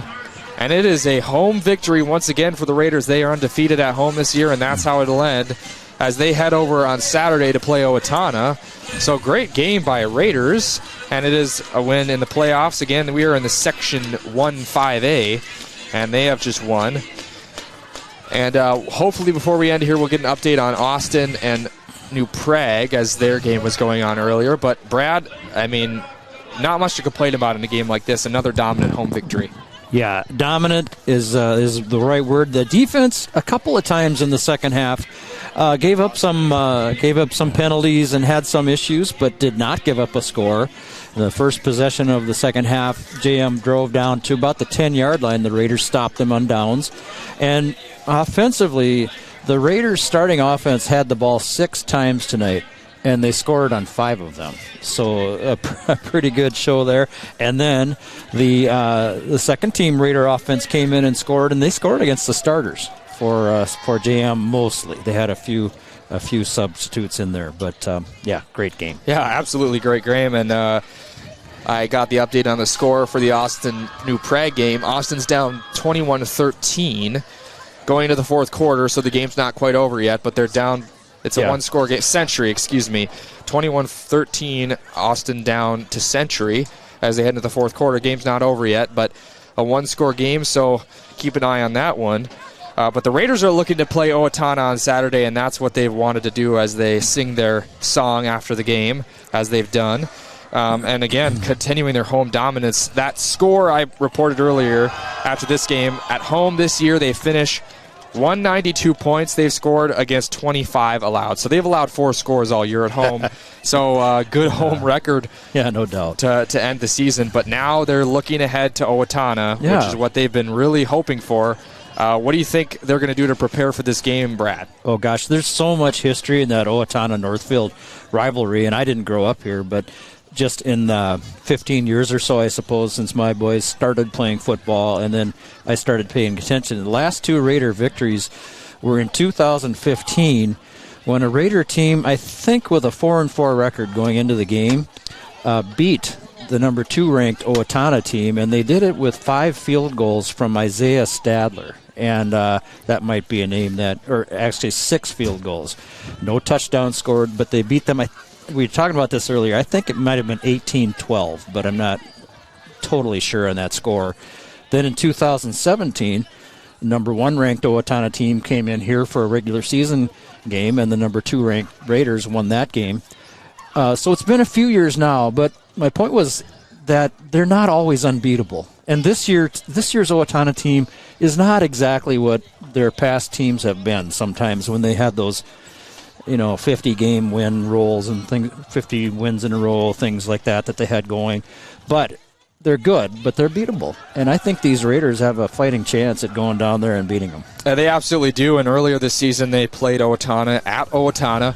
They were down 21-0 at the end of the half and were able to come back. It ended up being 19-21. A couple of failed extra point attempts were kind of what killed them that game, but they were right in there with Owatonna, and they beat them in that second half. So they're certainly a beatable team, Brad. And right, Owatonna scored all their points in the first quarter of that game. So the Raiders are definitely able to beat the Owatonna team, and that's what they want to do. It's going to be the last time the Raiders have a chance to beat Owatonna in their old stadium, as Owatonna has built a new football stadium for next season. So I think the Raiders really, really want a victory on Saturday. I think it's really important for these guys, especially a lot of these seniors who have had this kind of big desire to beat them in the playoffs since they haven't really played in a while, like you mentioned. So an important game on Saturday, and again, I talked a little bit about their away struggles, but they're going to hope to overcome that on Saturday against Owatonna. Once again, it's going to be Northfield Raiders away at Owatonna on Saturday. Make sure you watch that game. It's going to be a good one. I can guarantee you that. And so the final score once again tonight is 41 Raiders, 6 JM. And that'll be how it ends on the Heritage Bank scoreboard. And thank you very much, Brad, for joining me tonight. Thank you to Lance, our producer. It's been a great night. And we'll see you all on Saturday. Sounds good, Elijah. Yeah, I'll actually see everybody tomorrow here at Northfield Live, as we are also going to stream the number 1 seeded Northfield Raider volleyball team versus JM from right inside the gym right there, just a couple hundred yards from us. So that pregame will start tomorrow night at 6:40. I'm going to run again quick through all of our sponsors because we can't do this without them. Thank you to all of these: Graphic Mailbox, Northfield Construction, Northfield Retirement Community, Ritchie Eye Clinic, Service Master by Hyatt, Witt Brothers Service, Merchants Bank, Hometown Credit Union, Benjamin Bus, Carleton College, Community Resource Bank, Heritage Bank, Heritage Dental, Just Food Co-op, Northfield Ford Chrysler, Northfield Insurance, Professional Dental, Professional Pride Realty, The Quarterback Club, Schmidt Homes, Shumway Custom Bath, Thomas Gardens, and Fireside Orchard and Gardens. This has been Northfield Raider Football on KYMN Radio and Northfield Live. We'll see you all tomorrow with volleyball. Have a great night. Thanks, and thank you to Brad Pressman and Elijah Beisel and Howie upstairs on the camera. It was a great broadcast. Thank you all, gentlemen.